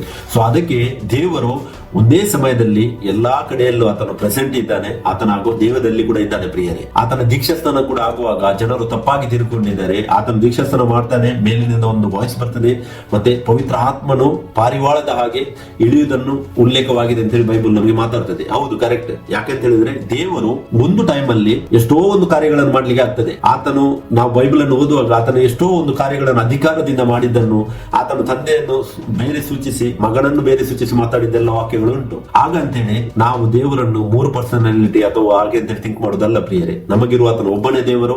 ಆತನು ಒಂದು ಟೈಮ್ ಅಲ್ಲಿ ಎಷ್ಟೋ ಕಾರ್ಯಗಳನ್ನು ಮಾಡಲಿಕ್ಕೆ ಶಕ್ತನಾಗಿದ್ದಾನೆ ಎಂಬುವಂತ ಸತ್ಯವನ್ನು ನಾವು ಅರಿಯಬೇಕು. ಮತ್ತೆ ನಾವು ಆತನ ವಾಕ್ಯದಲ್ಲಿ ನೆಲೆಗೊಳ್ಳಬೇಕು. ಇದು ತುಂಬಾ ಇಂಪಾರ್ಟೆಂಟ್ ಆಗಿದೆ. ನಾವು ಇಲ್ಲಿ ಕೂಡ ಧ್ಯಾನಿಸಿದ ವಿಷಯ ನೋಡಿ, ಎಷ್ಟೊಂದು ವಾಕ್ಯಗಳನ್ನು ನಾವು ಧ್ಯಾನಿಸ್ತಿದ್ವಿ. ಆತನು ಅಧಿಕಾರವನ್ನು ಸೂಚಿಸುವಾಗ ನಾನೇ ಆತನು ಅಂತೇಳಿ ಸ್ಪಷ್ಟವಾಗಿ ಆತನು ಈ ತೋರಿಸಿದ ವಾಕ್ಯಗಳನ್ನು ನಾನು ನಿಮಗೆ ಇಲ್ಲಿ ತೋರಿಸಿದ್ದೇನೆ. ಸೊ ಅದಕ್ಕೆ ನೆಕ್ಸ್ಟ್ ಇನ್ನು ನಾವು ಸೆಕೆಂಡ್ ಭಾಗಕ್ಕೆ ಇನ್ನು ಕಂಟಿನ್ಯೂ ಮಾಡುವ. ಇದರಲ್ಲಿ ನೋಡಿ ಮುಂದೆ ಹೇಳ್ತದೆ, ಮನುಷ್ಯ ಕುಮಾರನು ಅಂದರೆ ಯೇಸು ದೇವದೂತರಿಗಿಂತ ಸ್ವಲ್ಪ ಕಡಿಮೆಯಾಗಿ ಮಾಡಲ್ಪಟ್ಟ ಆತನು ಎಂದು ವಾಕ್ಯ ಹೇಳುತ್ತದೆ. ದೇವದೂತರಿಗಿಂತ ಸ್ವಲ್ಪ ಕಡಿಮೆಯಾಗಿ ಅಂತ ಹೇಳುವಾಗ ದೇವರಿಗಿಂತಲೂ ಅಂದರೆ ಈ ಲೋಕದಲ್ಲಿ ದೇವಕುಮಾರನಿಗಿಂತಲೂ ಮನುಷ್ಯ ಕುಮಾರನು ಕಡಿಮೆಯಾದ ಪಾತ್ರವನ್ನು ನಿಭಾಯಿಸಿದನು ಎಂದು ಹೇಳಿದ ಹಾಗಾಯಿತು. ವಾಕ್ಯ ಭಾಗವನ್ನು ನಾವು ಧ್ಯಾನಿಸುವ. ಮನುಷ್ಯ ಕುಮಾರನಾಗಿ ಆತನು ದೇವಕುಮಾರನಿಗಿಂತ ಕಮ್ಮಿಯಾದ ಪಾತ್ರವನ್ನು ಅಂದರೆ ಸ್ವಲ್ಪ ಡೌನ್ ಆದ ಪಾತ್ರವನ್ನು ನಿಭಾಯಿಸಿದ್ದಾನೆ ಅಂತೇಳಿ ತುಂಬಾ ವಾಕ್ಯಗಳು ನಮಗೆ ತೋರಿಸ್ತಾ ಉಂಟು. ಇಬ್ರಿಯರಿಗೆ ಬರೆದ ಪತ್ರಿಕೆ 2ನೇ ಅಧ್ಯಾಯ 6, 7, 8, 9 ನಾವು ಓದುವಾಗ ಅಲ್ಲಿ ವಾಕ್ಯ ಈ ತರ ಹೇಳ್ತದೆ, ಶಾಸ್ತ್ರದ ಒಂದು ಭಾಗದಲ್ಲಿ ಮನುಷ್ಯನು ಎಷ್ಟು ಮಾತ್ರದವನು ಅವನನ್ನು ಯಾಕೆ ನೆನೆಸಬೇಕು,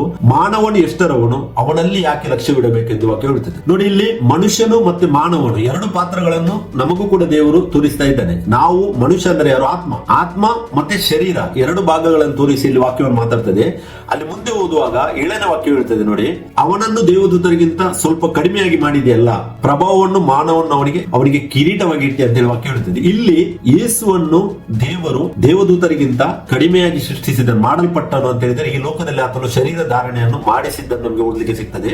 9ನೇ ವಾಕ್ಯ ನೋಡಿ, ಆದರೂ ದೇವದೂತರಿಗಿಂತ ಸ್ವಲ್ಪ ಕಡಿಮೆಯಾಗಿ ಮಾಡಲ್ಪಟ್ಟ ಆತನು ಅಂದರೆ ಯೇಸುವು ಪ್ರಭಾವವನ್ನು ಮಾನವನ್ನು ಕಿರೀಟವಾಗಿ ಹೊಂದಿರುವುದನ್ನು ನಾವು ನೋಡುತ್ತೇವೆ. ಮೃತಪಟ್ಟದ್ದರಿಂದಲೇ ಮಾನ ಪ್ರಭಾವಗಳನ್ನು ಹೊಂದಿದನು. ಆತನು ದೇವರ ಕೃಪೆಯಿಂದ ಎಲ್ಲರಿಗೋಸ್ಕರ ಮರಣವನ್ನು ಅನುಭವಿಸಲೇಬೇಕಾಗಿತ್ತು. ದೇಹದಲ್ಲಿ ಆತನು ಬಂದಿದ್ದರಿಂದ ಆತನ ಏನ್ ಮಾಡಿದ್ದಾನೆ? ಮನುಷ್ಯ ಕುಮಾರನಾಗಿ ಆತನು ದೇವಕುಮಾರನಿಗಿಂತ ಕಡಿಮೆಯಾದ ಪಾತ್ರವನ್ನು ಆತನು ಧರಿಸಿಕೊಂಡಿದ್ದನ್ನು ನಮಗೆ ಓದಲಿಕ್ಕೆ ಸಿಗ್ತದೆ. ಇನ್ನೂ ತುಂಬಾ ವಾಕ್ಯಗಳು ನಮಗೆ ಸಿಗ್ತದೆ. ಮಾರ್ಕನು ಬರೆದ ಸುವಾರ್ತೆ 12ನೇ ಅಧ್ಯಾಯ 32ನೇ ವಾಕ್ಯ, ಮತ್ತೆ ಮತ್ತಾಯನು ಬರೆದ ಸುವಾರ್ತೆ 24ನೇ ಅಧ್ಯಾಯ 36ನೇ ವಾಕ್ಯ. ಈ ಎರಡು ವಾಕ್ಯಗಳನ್ನು ನಾವು ಧ್ಯಾನಿಸುವಾಗ ಇಲ್ಲಿ ಒಂದು ಗೂಢಾರ್ಥ ಅಡಕವಾಗಿದೆ. ನಾನು ನಿಮ್ಗೆ ಇಲ್ಲಿ ಎಕ್ಸ್ಪ್ಲೇನ್ ಮಾಡ್ತೇನೆ. ವಾಕ್ಯವನ್ನು ನೋಡಿ, ಇಲ್ಲಿ ವಾಕ್ಯ ಹೇಳುತ್ತದೆ, ಇದಲ್ಲದೆ ಆ ದಿನದ ವಿಷಯವು ಆ ಗಳಿಗೆಯ ವಿಷಯವು ನನ್ನ ತಂದೆಯೊಬ್ಬನಿಗೆ ತಿಳಿಯುವುದು ಹೊರತು ಮತ್ತಾರಿಗೂ ತಿಳಿಯದು, ಪರಲೋಕದಲ್ಲಿರುವ ದೂತರಿಗೂ ತಿಳಿಯದು, ಮಗನಿಗೂ ತಿಳಿಯದು. ನೋಡಿ, ಈ ವಾಕ್ಯದಲ್ಲಿ ಧ್ಯಾನಿಸುವಂತ ವಿಷಯವಾಗಿದೆ. ಎರಡು ರೋಲ್, ಒಂದು ತಂದೆಯ ಬಗ್ಗೆ ಮಾತಾಡ್ತದೆ ಈ ವಾಕ್ಯ, ಮತ್ತೆ ಮಗನ ಬಗ್ಗೆ ಮಾತಾಡ್ತದೆ. ಯೇಸು ಕ್ರಿಸ್ತನು ಈ ತರ ಮಾತಾಡೋದಿಲ್ಲ. ಇಲ್ಲಿ ಆತನು ಹೇಳುವಾಗ ನನಗೆ ತಿಳಿಯದು ಅಂತೇಳಿ ಆತನು ಹೇಳಲಿಲ್ಲ ವಾಕ್ಯದಲ್ಲಿ. ಇವಾಗ ಏನು ಲೋಕದಲ್ಲಿ ಜನರು ನಂಬಿದ್ದಾರೆ ಅಲ್ಲ, ಯೇಸು ಕ್ರಿಸ್ತನಿಗೂ ಕೂಡ ಗೊತ್ತಿಲ್ಲ ಆ ವಿಷಯ ಅಂತೇಳಿ ಏನು ಇವಾಗ ಡಿಸ್ಕಷನ್ ಆಗ್ತಾ ಇದೆ, ಅದು ಒಂದು ರಾಂಗ್ ಆದ ಬಿಲೀವ್ನೆಸ್ ಆಗಿದೆ. ವಾಕ್ಯ ಏನ್ ಹೇಳ್ತದೆ ನೋಡಿ ಸ್ಪಷ್ಟವಾಗಿ. ಯೇಸು ಕ್ರಿಸ್ತನು ಹೇಳಿದ್ದಾನೆ, ತಂದೆಯೊಬ್ಬನಿಗೆ ಮಾತ್ರವೇ ತಿಳಿಯುವುದು ಹೊರತು ಮಗನಿಗೆ ತಿಳಿಯದು ಅಂತ ಹೇಳಿದ್ದಾನೆ. ಮಗನು ಅಂತ ಹೇಳುವಾಗ ಇಲ್ಲಿ ಆತನು ಮನುಷ್ಯ ಕುಮಾರನ ರೋಲನ್ನು ಮೆನ್ಷನ್ ಮಾಡ್ತಾನೆ. ಅಂದ್ರೆ ದೇವಕುಮಾರನಾಗಿ ಆತನಿಗೆ ಗೊತ್ತುಂಟು, ಆತನು ದೇವಕುಮಾರನಿಗೆ ಮಾತ್ರ ತಿಳಿಯುವುದಂತೇಳಿ ದೇವಕುಮಾರ ಅಂತೇಳಿ ಉಲ್ಲೇಖ ಮಾಡಲಿಲ್ಲ, ತಂದೆ ಅಂತೇಳಿ ಉಲ್ಲೇಖ ಮಾಡಿಲ್ಲ. ತಂದೆ ಯಾರು? ಆತ್ಮ ಸ್ವರೂಪನಾದ ದೇವರು. ತಂದೆ ಆತ್ಮನು, ತಂದೆಯು ಆತ್ಮನು. ಸೊ ಆತನು ತಂದೆಯೊಬ್ಬನಿಗೆ ತಿಳಿಯುವುದಂತ ಹೇಳ್ತಾನೆ, ಮತ್ತೆ ಮಗನಿಗೆ ತಿಳಿಯದಂತ ಹೇಳ್ತಾನೆ. ಅಂದ್ರೆ ಆತನ ಮಗನ ರೋಲಿನಲ್ಲಿ ಆತನ ಮಾತನಾಡಿ ಹೇಳ್ತಾ ಇದ್ದಾನೆ, ಮಗನಿಗೆ ತಿಳಿಯದು ಅಂದ್ರೆ ಮನುಷ್ಯ ಕುಮಾರನಿಗೆ ತಿಳಿಯದು, ಬಟ್ ತಂದೆಯೊಬ್ಬನಿಗೆ ತಿಳಿಯುವುದಂತೇಳಿ ಆತನು ಸ್ಪಷ್ಟ ಉಲ್ಲೇಖ ಮಾಡಿದ್ದಾನೆ. ನಾನು ಪುನಃ ಹೇಳ್ತೇನೆ, ಯೇಸು ಕ್ರಿಸ್ತನು ನನಗೆ ತಿಳಿಯದು ಅಂತ ಹೇಳಿ ಹೇಳಲಿಲ್ಲ, ಆತನು ಮಗನಿಗೆ ತಿಳಿಯದು ಅಂದ್ರೆ ಮಗನು ಅಂತ ಹೇಳಿದ್ರೆ ಮನುಷ್ಯ ಕುಮಾರನ ರೋಲ್ ಅನ್ನು ಇಲ್ಲಿ ಮೆನ್ಷನ್ ಮಾಡುವುದನ್ನು ವಾಕ್ಯ ಸ್ಪಷ್ಟವಾಗಿ ಕಾಣಿಸ್ತಾ ಉಂಟು.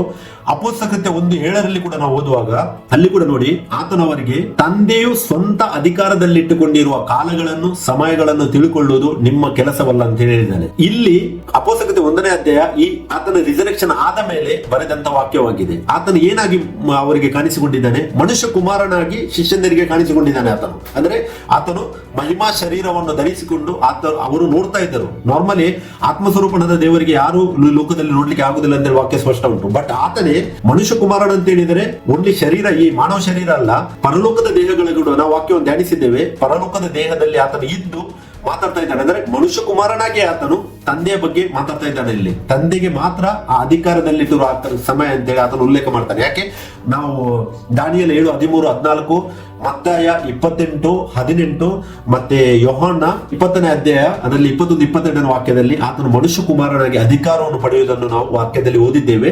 ಸೊ ಅದಕ್ಕೆ ಆತನಲ್ಲಿ ಮನುಷ್ಯ ಕುಮಾರನಾಗಿ ಇಲ್ಲಿ ಕೂಡ ಆತನು ಮಾತಾಡ್ತಾ ಇದ್ದಾನೆ. ಇದನ್ನು ಸ್ಪಷ್ಟವಾಗಿ ನಾವು ಅರಿತುಕೊಳ್ಳುವುದು ಅವಶ್ಯವಾಗಿದೆ. ಮತ್ತೆ ನೋಡಿ, ಯೋಹಾನನು ಬರೆದ ಸುವಾರ್ತೆ 14ನೇ ಅಧ್ಯಾಯ 28ನೇ ವಾಕ್ಯದಲ್ಲಿ, ನಾನು ಫುಲ್ ಓದಲಿಕ್ಕೆ ಹೋಗುದಿಲ್ಲ, ಟೈಮ್ ತುಂಬಾ ಹೋಗ್ತದೆ, ಕೊನೆಯ ವಾಕ್ಯ ಓದ್ತನದಲ್ಲಿ ಅಲ್ಲಿ ಬರೆದಿದೆ, ಯಾಕೆಂದರೆ ತಂದೆಯು ನನಗಿಂತ ದೊಡ್ಡವನು ಅಂತೇಳಿ ಆತನು ಉಲ್ಲೇಖ ಮಾಡಿದ್ದಾನೆ. ಅಂದ್ರೆ ಆತನು ಮನುಷ್ಯ ಕುಮಾರನಾಗಿ ಆತನು ತಂದೆಯ ಸ್ಥಾನವನ್ನು, ತಂದೆಯ ರೋಲ್ ಏನಿದೆ ಅದು ಆತನು ದೊಡ್ಡದಂತೇಳಿ ಇಲ್ಲಿ ಉಲ್ಲೇಖ ಮಾಡ್ತಾ ಇದ್ದಾನೆ. ಯಾಕಂತ ಹೇಳಿದ್ರೆ ಒಂದು ವೇಳೆ ಇವಾಗ ಏನು ಟ್ರಿನಿಟಿ ಅವರು ನಂಬುತ್ತಾರೆ ಯೇಸು ಕ್ರಿಸ್ತನ ಇನ್ನೊಂದು ಪರ್ಸನಾಲಿಟಿ ಅಂತ ಹೇಳಿದರೆ ಈ ವಾಕ್ಯದಲ್ಲಿ ಫೇಲ್ ಆಗ್ತಾರೆ. ಯಾಕಂತ ಹೇಳಿದರೆ ಯೇಸು ಕ್ರಿಸ್ತನಲ್ಲಿ ಸ್ಪಷ್ಟವಾಗಿ ಮೆನ್ಷನ್ ಮಾಡಿದ್ದಾನೆ, ತಂದೆಯು ನನಗಿಂತ ದೊಡ್ಡವನು. ಅಂದ್ರೆ ಏನಾಯ್ತು, ತಂದೆ ದೊಡ್ಡವನಾದನ ಅಂತೇಳಿ ಸೂಚಿಸ್ತದೆ. ಆತರ ಅಲ್ಲ, ಮನುಷ್ಯ ಕುಮಾರನಾಗಿ ನಾವೇನು ಇಬ್ರಿಯದಲ್ಲಿ ಧ್ಯಾನಿಸಿದೆವು, ಮನುಷ್ಯ ಕುಮಾರನಾಗಿ ಯೇಸು ಏನಾಗಿದ್ದಾನೆ, ದೇವದೂತರಿಗಿಂತ ಕಡಿಮೆಯಾಗಿ ಈ ಲೋಕದಲ್ಲಿ ದೇಹವನ್ನು ಧರಿಸಲ್ಪಟ್ಟಿದ್ದಾನೆ ಅಂತೇಳಿ ವಾಕ್ಯ ನಮಗೆ ಏನು ಹೇಳ್ತದೆಯೋ ಅಲ್ಲಿ ಈ ವಾಕ್ಯದಲ್ಲಿ ನಾವು ಅರಿಯಲಿಕ್ಕೆ ಆಗ್ತದೆ. ಯೋಹಾನ 14:28ರಲ್ಲಿ ತಂದೆಯು ನನಗಿಂತ ದೊಡ್ಡವನು, ಅಂದ್ರೆ ಆತನು ಮನುಷ್ಯ ಕುಮಾರನಾಗಿ ದೇವಕುಮಾರನು ನನಗಿಂತ ದೊಡ್ಡವನು ಅಂತೇಳಿ ಸ್ಪಷ್ಟವಾಗಿ ಆ ರೋಲ್ ಅನ್ನು ಆತನು ಮೆನ್ಷನ್ ಮಾಡುವುದು ನಮಗೆ ಇಲ್ಲಿ ಓದಲಿಕ್ಕೆ ಸಿಗ್ತದೆ. ಮತ್ತಾಯನು ಬರೆದ ಸುವಾರ್ತೆ 12ನೇ ಅಧ್ಯಾಯ 32ನೇ ವಾಕ್ಯದಲ್ಲಿ ಆತನು ಇಲ್ಲಿ ಮನುಷ್ಯ ಕುಮಾರನಿಗೆ ಮತ್ತು ಪವಿತ್ರ ಆತ್ಮನ ಬಗ್ಗೆ ಮಾತಾಡ್ತಾ ಇದ್ದಾನೆ. ನೋಡಿ, ಇಲ್ಲಿ ವಾಕ್ಯ ಹೇಳ್ತದೆ, ಯಾವನಾದರೂ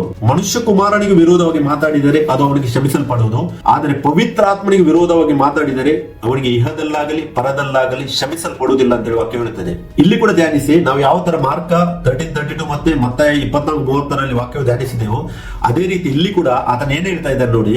ಯೇಸು ಕ್ರಿಸ್ತನು ಇಲ್ಲಿ ಹೇಳುವುದಿಲ್ಲ ಯಾವನಾದರೂ ನನಗೆ ವಿರೋಧವಾಗಿ ಮಾತಾಡಿದರೆ ಅಂತೇಳಿ ಆತನ ಹೇಳಲಿಲ್ಲ. ಆತನ ಏನ್ ಹೇಳಿದ್ದಾನೆ, ಮನುಷ್ಯ ಕುಮಾರನಿಗೆ ವಿರೋಧವಾಗಿ ಮಾತಾಡಿದ್ದಾರೆ. ಅಂದ್ರೆ ಆತನ ಮನುಷ್ಯ ಕುಮಾರನ ರೋಲ್ ಏನಿದೆ, ಅಂದ್ರೆ ಶರೀರ ಮನುಷ್ಯ, ಆತನಿಗೆ ವಿರೋಧವಾಗಿ ಮಾತಾಡಿದರೆ ವಾಕ್ಯ ಹೇಳ್ತದೆ ಅದು ಆತನಿಗೆ ಶ್ರಮಿಸಲ್ಪಡುವುದು. ಆದರೆ ಪವಿತ್ರ ಆತ್ಮನಿಗೆ, ಅಂದ್ರೆ ಯಾರು, ದೇವಕುಮಾರನಿಗೆ, ಅಂದ್ರೆ ಮನುಷ್ಯ ಕುಮಾರನಿಗೆ ಆತನೇನು ಕಮ್ಮಿಯಾಗಿ ಈ ಲೋಕದಲ್ಲಿ ಇದ್ದಾರೋ ಆ ರೋಲಿಗೆ ಯಾರಾದ್ರೂ ಮಾತಾಡಿದ್ರೆ ಯೇಸು ಕ್ರಿಸ್ತನು ಸ್ಪಷ್ಟವಾಗಿ ಹೇಳ್ತಾನೆ ಅವರಿಗೆ ಶ್ರಮಿಸಲ್ಪಡುವುದು. ಆದರೆ ಪವಿತ್ರ ಆತ್ಮನಿಗೆ, ಅಂದ್ರೆ ದೇವಕುಮಾರನಾಗಿ ಆತನ ಏನಿದ್ದಾನೆ ಅದಕ್ಕೆ ಯಾರಾದರೂ ಮಾತಾಡಿದರೆ, ವಿರೋಧವಾಗಿ ಮಾತಾಡಿದರೆ ಅವರಿಗೆ ಇಹದಲ್ಲಾಗಲಿ ಪರದಲ್ಲಾಗಲಿ ಕ್ಷಮಿಸಲ್ಪಡುವುದಿಲ್ಲ ಅಂತೇಳಿ ಸ್ಪಷ್ಟವಾಗಿ ಹೇಳ್ತದೆ. ಇದಕ್ಕೆ ಕರೆಕ್ಟ್ ಇದರದ್ದು ನಮ್ಗೆ ಅರ್ಥ ಬೇಕಾದ್ರೆ ನಾವು ಅಪೊಸ್ತಲ ಕೃತ್ಯ 5ನೇ ಅಧ್ಯಾಯದಲ್ಲಿ ಪೇತ್ರನಿಗೆ ಅನನ್ಯ ಸಪ್ಫೀರಳು ಮಾಡುವ ಆ ಕಾರ್ಯವನ್ನು, ಅವರು ಪವಿತ್ರಾತ್ಮನಿಗೆ ವಿರೋಧವಾಗಿ ಆತ್ಮಸ್ವರೂಪನಾದ ದೇವರಿಗೆ ಅವರು ತಪ್ಪನ್ನು ಮಾಡುವಂತದನ್ನು ನಮ್ಗೆ ಅಲ್ಲಿ ಓದಲಿಕ್ಕೆ ಸಿಗ್ತದೆ. ಮತ್ತೆ ಸೇಮ್ ಟೈಮ್ ಅವರಿಗೆ ಅಲ್ಲಿ ದೇಹದಲ್ಲಿ ಮರಣವನ್ನು ಅವರು ಹೊಂದುವುದನ್ನು ಕೂಡ ನಾವು ಧ್ಯಾನಿಸಲಿಕ್ಕೆ ಆಗ್ತದೆ ಪ್ರಿಯರೇ. ಅಲ್ಲಿ ಅವರು ಪವಿತ್ರ ಆತ್ಮನಿಗೆ ವಿರೋಧವಾಗಿ ಮಾತಾಡುವುದನ್ನು ನಮಗೆ ನೋಡ್ಲಿಕ್ಕೆ ಸಿಗ್ತದೆ. ಅಂದ್ರೆ ಆತನನ್ನು ಪರೀಕ್ಷಿಸುವುದನ್ನು ಅಲ್ಲಿ ನಮಗೆ ಓದಲಿಕ್ಕೆ ಸಿಗ್ತದೆ. ಸೊ ಅದಕ್ಕೆ ಈ ವಾಕ್ಯವನ್ನು ಧ್ಯಾನಿಸಿ, ಯೇಸು ಕ್ರಿಸ್ತನು ನನಗೆ ಅಂತ ಹೇಳುವುದಿಲ್ಲ, ಯೇಸು ಕ್ರಿಸ್ತನು ಸ್ಪಷ್ಟವಾಗಿ ಹೇಳ್ತಾನೆ ಮನುಷ್ಯ ಕುಮಾರನಿಗೆ ಯಾರಾದರೂ ವಿರೋಧವಾಗಿ ಮಾತಾಡಿದರೆ ಅದು ಅವನಿಗೆ ಕ್ಷಮಿಸಲ್ಪಡುವುದು, ಆದರೆ ಪವಿತ್ರ ಆತ್ಮನಿಗೆ ವಿರೋಧವಾಗಿ ಮಾತಾಡಿದರೆ, ಅಂದ್ರೆ ದೇವಕುಮಾರನಿಗೆ ಆತ್ಮಸ್ವರೂಪಣದ ದೇವರಿಗೆ ಯಾರಾದರೂ ಮಾತಾಡಿದರೆ ಅದು ಕ್ಷಮಿಸಲ್ಪಡುವುದಿಲ್ಲ ಅಂತೇಳಿ ವಾಕ್ಯ ಸ್ಪಷ್ಟ ಹೇಳ್ತದೆ. ಸೊ ಅದಕ್ಕೆ ಥಿಂಕ್ ಮಾಡಬೇಡಿ ಇನ್ನೊಂದು ಪರ್ಸನಾಲಿಟಿ ಯೇಸು ಕ್ರಿಸ್ತನ ಅಂತೇಳಿ ಅಲ್ಲ. ಯೇಸು ಕ್ರಿಸ್ತನೇ ದೇವರು, ಯೇಸು ಕ್ರಿಸ್ತನೇ ನಿತ್ಯ ದೇವರು, ಸತ್ಯ ಜೀವ ಆತನೇ. ಆದ್ರೆ ಆತನೇನು ರೋಲ್ ಮಾಡ್ತಾ ಇದ್ದಾನೆ, 100% ಮನುಷ್ಯ 100% ದೇವರು. 100% ಮನುಷ್ಯನಿಗೆ ಏನಾದ್ರೂ ನಾವು ಮಾತಾಡಿದರೆ ಕ್ಷಮಿಸಲ್ಪಡುವುದಂತೇಳಿ ವಾಕ್ಯ ಹೇಳ್ತದೆ.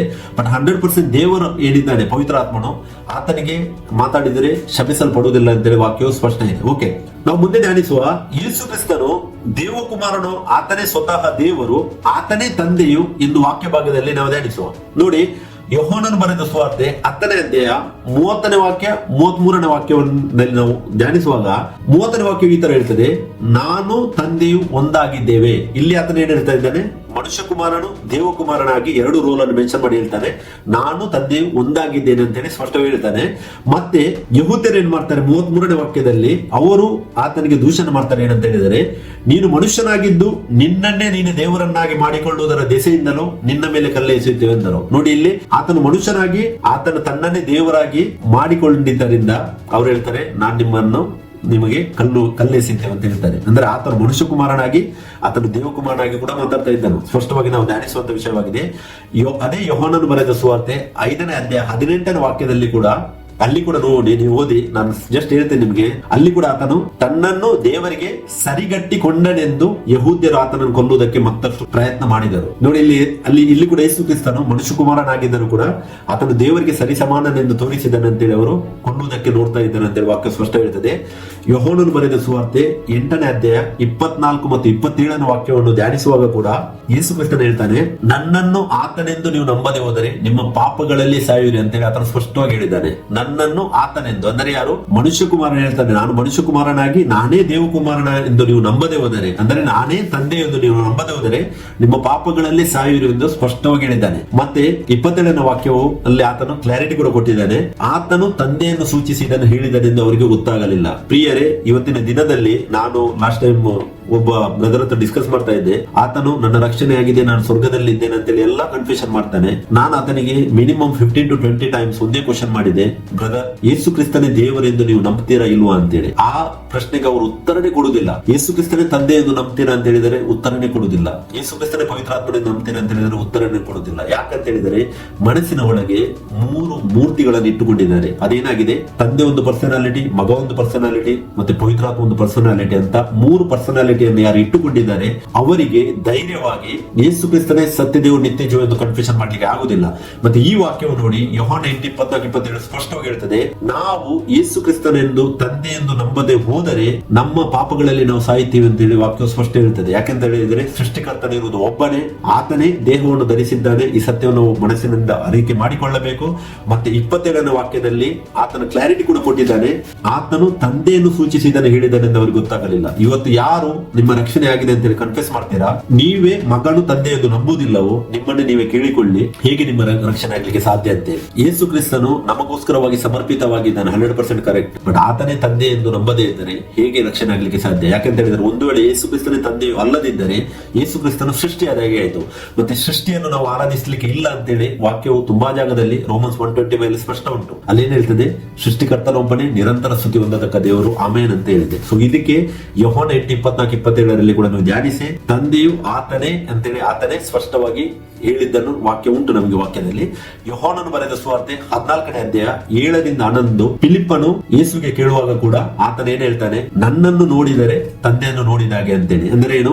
ದೇಹದಲ್ಲಿ ಆತ್ಮವನ್ನು ಯಾರಾದ್ರೂ ನೋಡ್ಲಿಕ್ಕೆ ಆಗ್ತದ? ಯಾರು ನೋಡ್ಲಿಕ್ಕೆ ಆಗುದಿಲ್ಲ. ಆತ್ಮ ಒಳಗಿದ್ದು ಆತನೇ ದೇಹದ ರೂಪದಲ್ಲಿ ಮಾತಾಡ್ತಾ ಇದ್ದಾನೆ. ಮತ್ತೆ ಇಲ್ಲಿ ಫಿಲಿಪ್ಪನಿಗೆ ಆತನ ಹೇಳ್ತಾನೆ, ನೀವು ನನ್ನನ್ನು ಅರಿತಿದ್ದೀರಿ, ನನ್ನ ತಂದೆಯನ್ನು ಅರಿತಿದ್ದೀರಿ, ಈಗಿನಿಂದ ಆತನನ್ನು ಅರಿತುಕೊಂಡಿದ್ದೀರಿ, ಆತನನ್ನು ನೋಡಿದ್ದೀರಲ್ಲ ಎಂದು ಹೇಳಿದನು. ನೋಡಿ, ಸ್ಪಷ್ಟವಾಗಿ ಆತನ ಹೇಳಿದ್ದಾನೆ ಇಲ್ಲಿ, ಆತನನ್ನು ನೀವು ನೋಡಿದ್ದೀರಿ. ಹೇಗೆ ನೋಡಿದ್ದು?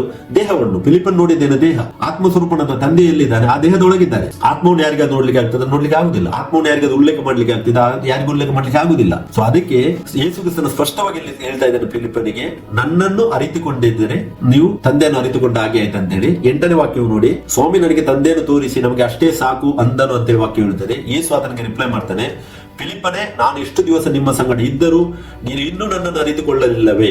ನನ್ನನ್ನು ನೋಡಿದವನು ತಂದೆಯನ್ನು ನೋಡಿದ್ದಾನೆ, ನಮಗೆ ತಂದೆಯನ್ನು ತೋರಿಸಿ ನೀನು ಹೇಳುವುದು ಹೇಗೆ ಅಂತೇಳಿ ಕ್ವಶನ್ ಮಾರ್ಕ್ ಹಾಕಿ ಇಲ್ಲಿ ಯೇಸು ಕ್ರಿಸ್ತನು ಕೇಳ್ತಾ ಇದ್ದಾನೆ. ನನ್ನನ್ನು ನೋಡಿದವನು ತಂದೆಯನ್ನು ನೋಡಿದ್ದಾನೆ ಅಂದ್ರೆ ನಾನು ದೇಹದಲ್ಲಿದ್ದೇನೆ. ಯೇಸು ಕ್ರಿಸ್ತನು ಹೇಳ್ತಾನೆ, ನಾನು ದೇಹದಲ್ಲಿದ್ದೇನೆ, ನನ್ನನ್ನು ನೋಡಿದರೆ ತಂದೆ ನೋಡಿದಾಗೆ ಆಯ್ತು. ಯಾಕೆ? ಆತ್ಮವನ್ನು ಯಾರು ನೋಡ್ಲಿಕ್ಕೆ ಆಗುದಿಲ್ಲ. ಆತ್ಮ ಸ್ವರೂಪನಾದ ದೇವರು ಆ ದೇಹದ ಒಳಗಿದ್ದಾನೆ. 1 ತಿಮೋಥೆ 3:16 ಶರೀರಧಾರಿಯಾಗಿ ಪ್ರತ್ಯಕ್ಷನಾದನಂತೆ ವಾಕ್ಯ ಸ್ಪಷ್ಟವಾಗಿ ಹೇಳ್ತದೆ. ಆತನು ಶರೀರವನ್ನು ಧರಿಸಿಕೊಂಡಿದ್ದಾನೆ ಅಂತೇಳಿ ಇಬ್ರಿಯ 10:4-5 ಕೂಡ ನಮಗೆ ವಾಕ್ಯವು ಗೊತ್ತದೆ, ಸ್ಪಷ್ಟವಾಗಿ ಹೇಳ್ತದೆ. ಮತ್ತೆ ಇಬ್ರಿಯ 2:14-15 ಕೂಡ ಆತನು ಮಕ್ಕಳು ಶರೀರಧಾರಿಯಾಗಿರುವುದರಿಂದ ಆತನು ಅವರಂತೆ ಆದನಂತೆ ವಾಕ್ಯ ಹೇಳ್ತದೆ. ಸೊ ಇಲ್ಲಿ ಕೂಡ ಆತನು ಹೇಳ್ತಾ ಇದ್ದಾನೆ, ನನ್ನನ್ನು ನೋಡಿದವನು ತಂದೆಯನ್ನು ನೋಡಿದ್ದಾನೆ. ಸ್ಪಷ್ಟ ಉಂಟು. 10ನೇ ವಾಕ್ಯ ನೋಡಿ, ನಾನು ತಂದೆಯಲ್ಲಿದ್ದಾನೆ, ತಂದೆಯು ನನ್ನಲ್ಲಿದ್ದಾನೆ. ಅಂದರೆ ಆತ್ಮ ಸ್ವರೂಪನಾದ ದೇವರೇ ಆ ದೇಹದೊಳಗಡೆ ಇದ್ದಾನೆ ಅಂತೇಳಿ ಸ್ಪಷ್ಟವಾಗಿ ನಮ್ಗೆ ಇಲ್ಲಿ ಅರಿಯುತ್ತದೆ ಪ್ರಿಯರೇ. ಸೊ ಅದಕ್ಕೆ ಈ ಸತ್ಯವನ್ನು ನೀವು ಧ್ಯಾನಿಸಿ, ಇದನ್ನು ಮೆಡಿಟೇಟ್ ಮಾಡಿ. ಯಾಕಂತ ಹೇಳಿದ್ರೆ ಯೇಸುವೆ ತಂದೆಯು, ಇನ್ನೊಬ್ಬ ದೇವರು ಇಲ್ಲ, ಆತನೇ ಸರ್ವಸ್ವ ಅಂತೇಳಿ ಯಾವಾಗ ನಿಮ್ಗೆ ಮನಸ್ಸಿನಿಂದ ವಾಕ್ಯ ಭಾಗದಿಂದ ಮನವರಿಕೆ ಆಗ್ತದೆ ಆವಾಗ ನಿಮ್ಮ ರಕ್ಷಣೆ ಆಗ್ತದೆ.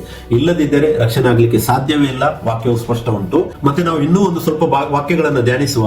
ಇದು ಇಂಪಾರ್ಟೆಂಟ್ ಟಾಸ್ಕ್ ಆಗಿದೆ. ಇವಾಗ ಏನು ವಾಕ್ಯವನ್ನು ನಾವು ಧ್ಯಾನಿಸ್ತೇವಲ್ಲ, ಇದು ತುಂಬಾ ಇಂಪಾರ್ಟೆಂಟ್ ಟಾಸ್ಕ್ ಆಗಿದೆ. ಯಾಕಂತ ಹೇಳಿದರೆ ಆತನೇ ಸ್ವತಃ ಮನುಷ್ಯ ಕುಮಾರ ಅಂದ್ರೆ ಯೇಸು, ಆತನೇ ಸ್ವತಃ ದೇವಕುಮಾರ ಅಂದ್ರೆ ಕ್ರಿಸ್ತ ಎಂದು ಒಟ್ಟಾಗಿ ಸೂಚಿಸುವ ವಾಕ್ಯಗಳನ್ನು ನಾವು ಧ್ಯಾನಿಸುವ. ಇವಾಗ ಯೆಶಾಯ 9:6 ವಾಕ್ಯವು ಈ ತರ ಹೇಳ್ತಾನೆ, ಒಂದು ಮಗು ನಮಗಾಗಿ ಹುಟ್ಟಿದೆ ಅಷ್ಟೇ, ವರದ ಮಗನು ನಮಗೆ ದೊರೆತನು, ಆಡಳಿತವು ಅವನ ಬಾವಿನ ಮೇಲೆ ಇರುವುದು, ಅದ್ಭುತ ಸ್ವರೂಪನು, ಆಲೋಚನಕರ್ತನು, ಪರಾಕ್ರಮದ ದೇವರು, ನಿತ್ಯನಾದ ತಂದೆ, ಸಮಾಧಾನದ ಪ್ರಭು ಎಂಬವು ಅವನ ಹೆಸರು. ಪ್ರಿಯರು, ಇಲ್ಲಿ ಧ್ಯಾನಿಸಿ 2 ಪಾಯಿಂಟ್ ವಾಕ್ಯ ಭಾಗದಲ್ಲಿ ಸರಿಯಾಗಿ ಧ್ಯಾನಿಸಿ. ಮೊದಲನೇ ಪಾಯಿಂಟ್ ಏನ್ ಹೇಳ್ತದೆ? ಯೆಶಾಯ 9:6 ಒಂದು ಮಗು ನಮಗಾಗಿ ಹುಟ್ಟಿದೆ ಅಷ್ಟೇ. ಅಂದ್ರೆ ಏನು? ಮನುಷ್ಯ ಮಗು ನಮಗಾಗಿ ಹುಟ್ಟುವುದು, ದೇಹ ಈ ಲೋಕದಿಂದ ಹುಟ್ಟುವುದು, ವರದ ಮಗನು ನಮಗೆ ದೊರೆತನು. ಅಂದ್ರೆ ಯಾರು? ದೇವರು. Second part. ಮೊದಲನೇ ಪಾರ್ಟ್ ಮಗು ಹುಟ್ಟುವುದು, ಎರಡನೇ ಪಾರ್ಟ್ ವರದ ಮಗನು ನಮಗೆ ದೊರೆಯುವುದು. ಎರಡು ಪಾರ್ಟ್ ಈ ವಾಕ್ಯದಲ್ಲಿ ಸ್ಪಷ್ಟ ಉಂಟು ನೋಡಿ. ಮೊದಲನೇ ಮಗ ಮನುಷ್ಯ ಕುಮಾರ, ಒಂದು ಮಗು ಮನುಷ್ಯ ಕುಮಾರ. ಎರಡನೇ ಮಗ ಏನು? ಎರಡನೇ ಸ್ಥಾನ ಏನು? ವರದ ಮಗನು. ಅಂದರೆ ಯಾರು? ದೇವರು, ದೇವಕುಮಾರನು. ಆತನೇ ಎರಡು ರೋಲ್ ಇಲ್ಲಿ ಸ್ಪಷ್ಟ ಈ ವಾಕ್ಯದಲ್ಲಿ ತೋರಿಸ್ತಾ ಉಂಟು ನಮಗೆ. ಆಡಳಿತವು ಅವನ ಬಾಹುವಿನ ಮೇಲೆ ಇರುವುದು. ಯಾವುದು ಬಾಹು? ಅದೇ ಯೇಸುವಾಗಿ ಏನು ದೇಹವು ಜನಿಸ್ತದೆಯೋ, ಆತ್ಮಸ್ವರೂಪ ದೇವರ ಆ ದೇಹದಲ್ಲಿದ್ದಾನೋ, ಆಡಳಿತವು ಅವನ ಬಾಹುವಿನ ಮೇಲೆ ಇರುವುದು. ಅವರ ಅಂತೇಳಿ ಇಲ್ಲ ವಾಕ್ಯದಲ್ಲಿ, ಅವನ ಅಂತೇಳಿ ಸ್ಪಷ್ಟ ಉಂಟು. ಅವನು ಅಂತ ಹೇಳಿದ್ರೆ ಯೇಸು, ಯೇಸುವಿನ ಅವನ ಮೇಲೆ ಎಲ್ಲ ಆಡಳಿತ ಇರುವುದು. ಅದ್ಭುತ ಸ್ವರೂಪನ ಯಾರು? ಸರ್ವಶಕ್ತನಾದ ದೇವರು, ಸೃಷ್ಟಿಕರ್ತನು. ಆಲೋಚನಕರ್ತನ ಯಾರು? ಸೃಷ್ಟಿಕರ್ತನು. ಪರಾಕ್ರಮಿಯಾದ ದೇವರು ಯಾರು? ಸೃಷ್ಟಿಕರ್ತನು. ನಿತ್ಯನಾದ ತಂದೆ ಯಾರು? ಸೃಷ್ಟಿಕರ್ತನು. ಸಮಾಧಾನದ ಪ್ರಭು ಯಾರು? ಸೃಷ್ಟಿಕರ್ತನು. ಈ ಎಲ್ಲ ಅಂಶಗಳು ಯಾರನ್ನು ಸೂಚಿಸ್ತಾ ಉಂಟು? ಯೇಸು ಕ್ರಿಸ್ತನ ಸೂಚಿಸ್ತಾ ಉಂಟು. ಪ್ರಿಯರೇ, ಈ ವಾಕ್ಯವನ್ನು ನೀವು ಅರ್ಥ ಮಾಡಿದ್ರೆ ನಿಮ್ಮ ರಕ್ಷಣೆ ಖಂಡಿತ. ಇಲ್ಲದಿದ್ರೆ ಇಲ್ಲ. ಯಾರು ಟ್ರಿನಿಟಿಯನ್ನು 2-3 ವ್ಯಕ್ತಿತ್ವವನ್ನು ಸೂಚಿಸ್ತಾರೋ ಅವರಿಗೆ ರಕ್ಷಣೆ ಇಲ್ಲ. ವಾಕ್ಯವು ಸ್ಪಷ್ಟ ಉಂಟು. ಸುಳ್ಳಾದದೊಂದು ಅಲ್ಲಿ ಸೇರುವುದಿಲ್ಲ ಅಂತೇಳಿ ಯೇಸು ಕ್ರಿಸ್ತನ ಸ್ವತಃವಾಗಿ ಹೇಳಿದ್ದಾನೆ. ಸತ್ಯ ಏನಾಗಿದೆ? ನಮ್ಮ ದೇವರಾಗಿರುವ ಕರ್ತನು ಒಬ್ಬನೇ ದೇವರು. ಯೆಶಾಯ 9:6 ಕೂಡ ನೋಡಿ, ಒಂದು ಮಗು ನಮಗೆ ಹುಟ್ಟಿದೆ, ವರದ ಮಗನು ದೊರೆತನು. ಎರಡು ಪಾರ್ಟ್ ಒಂದರಲ್ಲೇ ಆಗ್ತಾ ಉಂಟು. ಮನುಷ್ಯ ಕುಮಾರ, ದೇವಕುಮಾರ ಸ್ಪಷ್ಟ ಉಂಟು. ಓಕೆ, ನೆಕ್ಸ್ಟ್ ಇನ್ನೊಂದು ವಾಕ್ಯವನ್ನು ಧ್ಯಾನಿಸುವ. ಕೀರ್ತನೆಗಳು 85 10ನೇ ವಾಕ್ಯ 11ನೇ ವಾಕ್ಯ ಈ ತರ ಹೇಳ್ತದೆ: ಕೃಪೆಯು ಸತ್ಯವು ಒಂದನ್ನೊಂದು ಕೂಡಿರುವವು, ನೀತಿಯು ಸಮಾಧಾನವು ಮುದ್ದಿಟ್ಟುಕೊಳ್ಳುವವು, ಸತ್ಯತೆಯು ಭೂಮಿಯಿಂದ ಹುಟ್ಟುವುದು, ನೀತಿಯು ಆಕಾಶದಿಂದ ಕೆಳಗೆ ದೃಷ್ಟಿಸುವುದು. ಇಲ್ಲಿ ನೋಡಿ, ಕೃಪೆ ಅಂದ್ರೆ ಯಾರು? ಕ್ರಿಸ್ತ. ಸತ್ಯ ಅಂದ್ರೆ ಯಾರು? ಯೇಸು. ಯೇಸು ಕ್ರಿಸ್ತನ ಏನ್ ಹೇಳಿದ್ದಾನೆ? ನಾನೇ ಸತ್ಯವಾಗಿದ್ದೇನೆ. ಕೃಪೆ ಯಾರು? ಆತನೇ, ಕ್ರಿಸ್ತನೇ ಕೃಪೆಯು. ಒಂದನ್ನೊಂದು ಕೂಡಿರುವವು, ಮತ್ತೆ ನೀತಿಯು ಸಮಾಧಾನವು. ನೀತಿ ಯಾರು? ಕ್ರಿಸ್ತ. ಸಮಾಧಾನ ಯಾರು? ಯೇಸು. ಮುದ್ದಿಟ್ಟುಕೊಳ್ಳುವ ಅಂದ್ರೆ ಒಂದನ್ನೊಂದು ಸೇರಿಕೊಳ್ಳುವ ಅಂತ ವಾಕ್ಯ ಹೇಳ್ತದೆ. ಯೋಹಾನ 1:14 ಮತ್ತೆ 17 ವಾಕ್ಯ ಏನ್ ಹೇಳ್ತದೆ?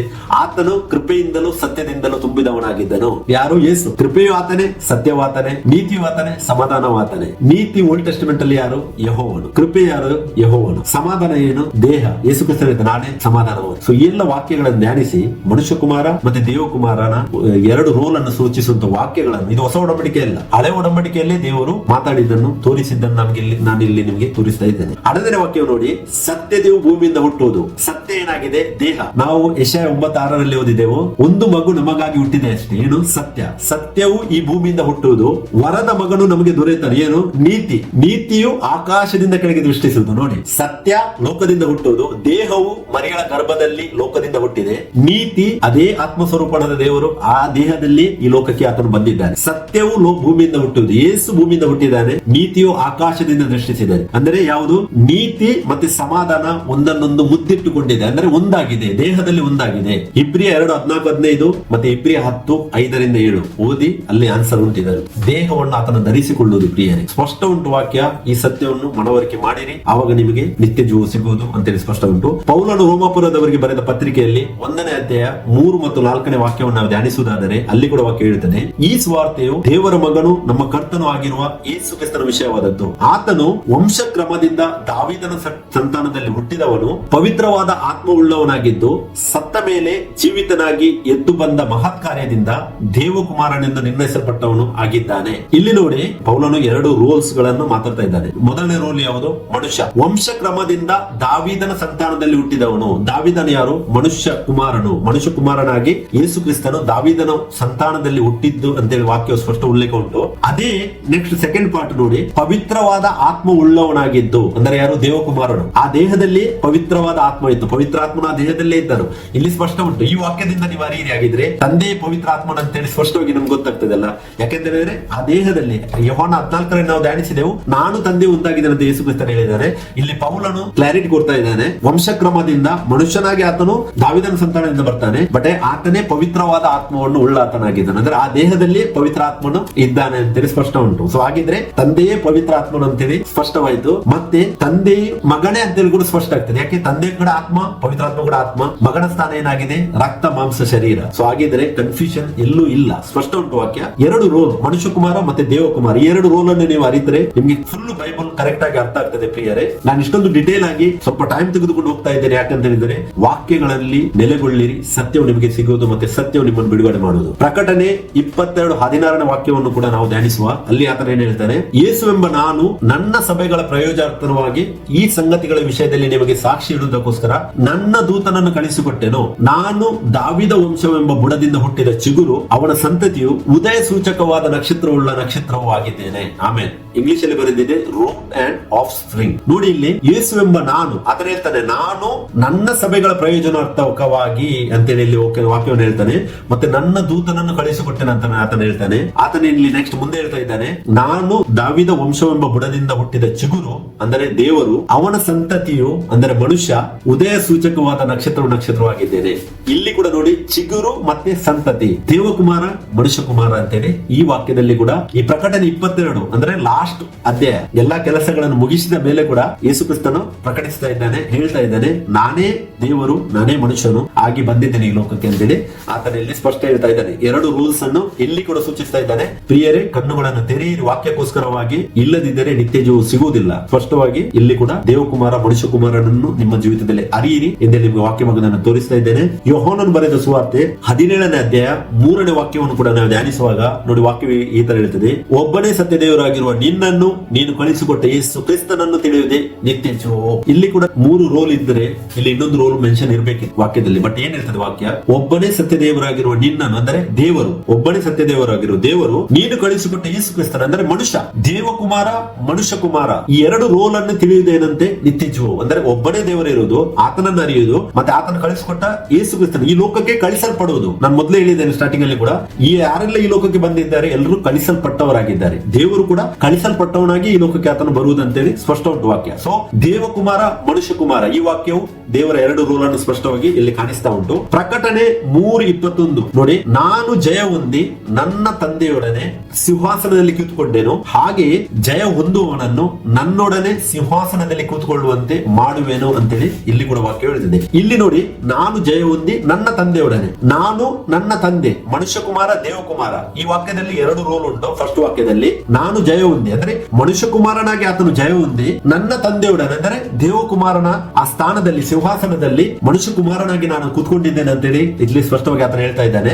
ಸೆಕೆಂಡ್ ವಾಕ್ಯದಲ್ಲಿ ನೋಡಿ, ಹಾಗೆಯೇ ಜಯ ಹೊಂದುವವನನ್ನು ನನ್ನೊಡನೆ ಸಿಂಹಾಸನದಲ್ಲಿ ಕೂತ್ಕೊಳ್ಳುವಂತೆ ಮಾಡುವೆನು. ದೇವಕುಮಾರ ಅಧಿಕಾರ. ಸೊ ದೇವಕುಮಾರ ಮತ್ತೆ ಮನುಷ್ಯ ಕುಮಾರ ಈ ವಾಕ್ಯದಲ್ಲಿ ಕೂಡ ಸ್ಪಷ್ಟವಾಗಿ ಧ್ಯಾನಿಸಿ ಪ್ರಿಯರೇ, ಇದು ಸತ್ಯವಾಗಿದೆ. ಒಬ್ಬನೇ ದೇವರು 2 ರೂಲ್ ಮಾಡಿದ್ದು ಸ್ಪಷ್ಟದಲ್ಲಿ ವಾಕ್ಯದಲ್ಲಿ ನಮಗೆ ಸಿಗ್ತಾ ಉಂಟು. ಪೌಲನು ಗಲಾತ್ಯ ದೇವರಿಗೆ ಬರೆದ ಪತ್ರಿಕೆ 4ನೇ ಅಧ್ಯಾಯ 5-7 ಕೂಡ ನಾನಿಲ್ಲಿ ವಾಕ್ಯವನ್ನು ಶೇರ್ ಮಾಡೋದಿಲ್ಲ, ನೀವು ಓದಿ. ಅಲ್ಲಿ ಆತನು ಸ್ತ್ರೀಯಲ್ಲಿ ಹುಟ್ಟಿದವನಾಗಿ ಧರ್ಮಶಾಸ್ತ್ರ ಅಧೀನನಾಗಿಯೂ ಮನುಷ್ಯ ಕುಮಾರನಾಗಿ ಬರ್ತಾನೆ. ಯಾಕಂತ ಹೇಳಿದರೆ ನಮಗೆ ಪುತ್ರರ ಪದವಿಯನ್ನು ದೊರಕಿಸಿಕೊಡುವುದಕ್ಕೆ ಅಂತ ವಾಕ್ಯ ಹೇಳುತ್ತದೆ. ಮತ್ತೆ ನಾವು ಇವಾಗ ಪುತ್ರರಾಗಿರುವುದರಿಂದ ದೇವರ ಆತ್ಮನು ಬಂದು ನಮ್ಮಲ್ಲಿ ವಾಸಿಸ್ತಾನೆ. ಅಂದರೆ ಈ ಲೋಕವನ್ನು ಸೃಷ್ಟಿಸಿದ ದೇವರು ನಮ್ಮ ಒಳಗೆ ವಾಸಿಸ್ತಾ ಇದ್ದಾನೆ. ನಾವು ಹೊರಗೆ ದೇವರನ್ನು ಹುಡುಕುವ ಅವಶ್ಯಕತೆ ಇಲ್ಲ, ನಮ್ಮ ಒಳಗೆ ಇದ್ದಾನೆ ಅಂತೇಳಿ ಗಲಾತ್ಯದಲ್ಲಿ ಕೂಡ ಸ್ಪಷ್ಟ ಆಗ್ತದೆ. ಸೊ ಈ ಎಲ್ಲ ವಾಕ್ಯಗಳನ್ನು ನಾವು ಇವಾಗ ಏನು ಧ್ಯಾನಿಸಿದ್ದೇವೋ, ಆತನೇ ಮನುಷ್ಯ ಕುಮಾರನು, ಆತನೇ ದೇವಕುಮಾರನು, ಆತನ 2 ಆ ರೋಲ್ಸ್ ಅನ್ನು ಸೂಚಿಸುವಂತ ವಾಕ್ಯವನ್ನು ನಾವು ಧ್ಯಾನಿಸಿದ್ದೇವೆ. ಸೊ ಇವಾಗ ನಾವು ನಮ್ಮ ಪಾಯಿಂಟ್ ಗೆ ಹೋಗುವ, ಯೇಸು ಯಾಕೆ ರಾಜ್ಯವನ್ನು ತಂದೆಗೆ ಒಪ್ಪಿಸಿಕೊಡುತ್ತಾನೆ ಎನ್ನುವಂತ ಗೂಢಾರ್ಥವನ್ನು ವಾಕ್ಯದಲ್ಲಿ ಅರಿಯುವ. 1 ಕೊರಿಂಥ 15:24 ನೋಡಿ, ಆಮೇಲೆ ಆತನು ಎಲ್ಲಾ ದೊರೆತನವನ್ನು ಎಲ್ಲಾ ಅಧಿಕಾರವನ್ನು ಬಲವನ್ನು ನಿವೃತ್ತಿ ಮಾಡಿ ತಂದೆಯಾದ ದೇವರಿಗೆ ರಾಜ್ಯವನ್ನು ಒಪ್ಪಿಸಿಕೊಡುವ ಸಮಾಪ್ತಿ. 3 ವಿಷಯಗಳು ಇನ್ನೂ ಆಗ್ಲಿಕ್ಕೆ ಉಂಟು ಪ್ರಿಯರೇ. ಎಲ್ಲಾ ದೊರೆತನವನ್ನು ಎಲ್ಲಾ ಅಧಿಕಾರವನ್ನು ಬಲವನ್ನು ನಿವೃತ್ತಿ ಮಾಡುವುದು ಅವಶ್ಯಕವಾಗಿದೆ. ಯಾಕೆಂತ ಹೇಳಿದರೆ ಇವಾಗ ನಾವು ಯೋಹಾನ 16:7-8-9 ವಾಕ್ಯ 11 ತನಕ ನಾವು ಓದುವಾಗ ಅಲ್ಲಿ ಸ್ಪಷ್ಟ ಉಂಟು, ಶೈತಾನನಿಗೆ ಆಲ್ರೆಡಿ ಜಡ್ಜ್ಮೆಂಟ್ ಆಗಿದೆ ಅಂತ ವಾಕ್ಯ ಹೇಳುತ್ತದೆ.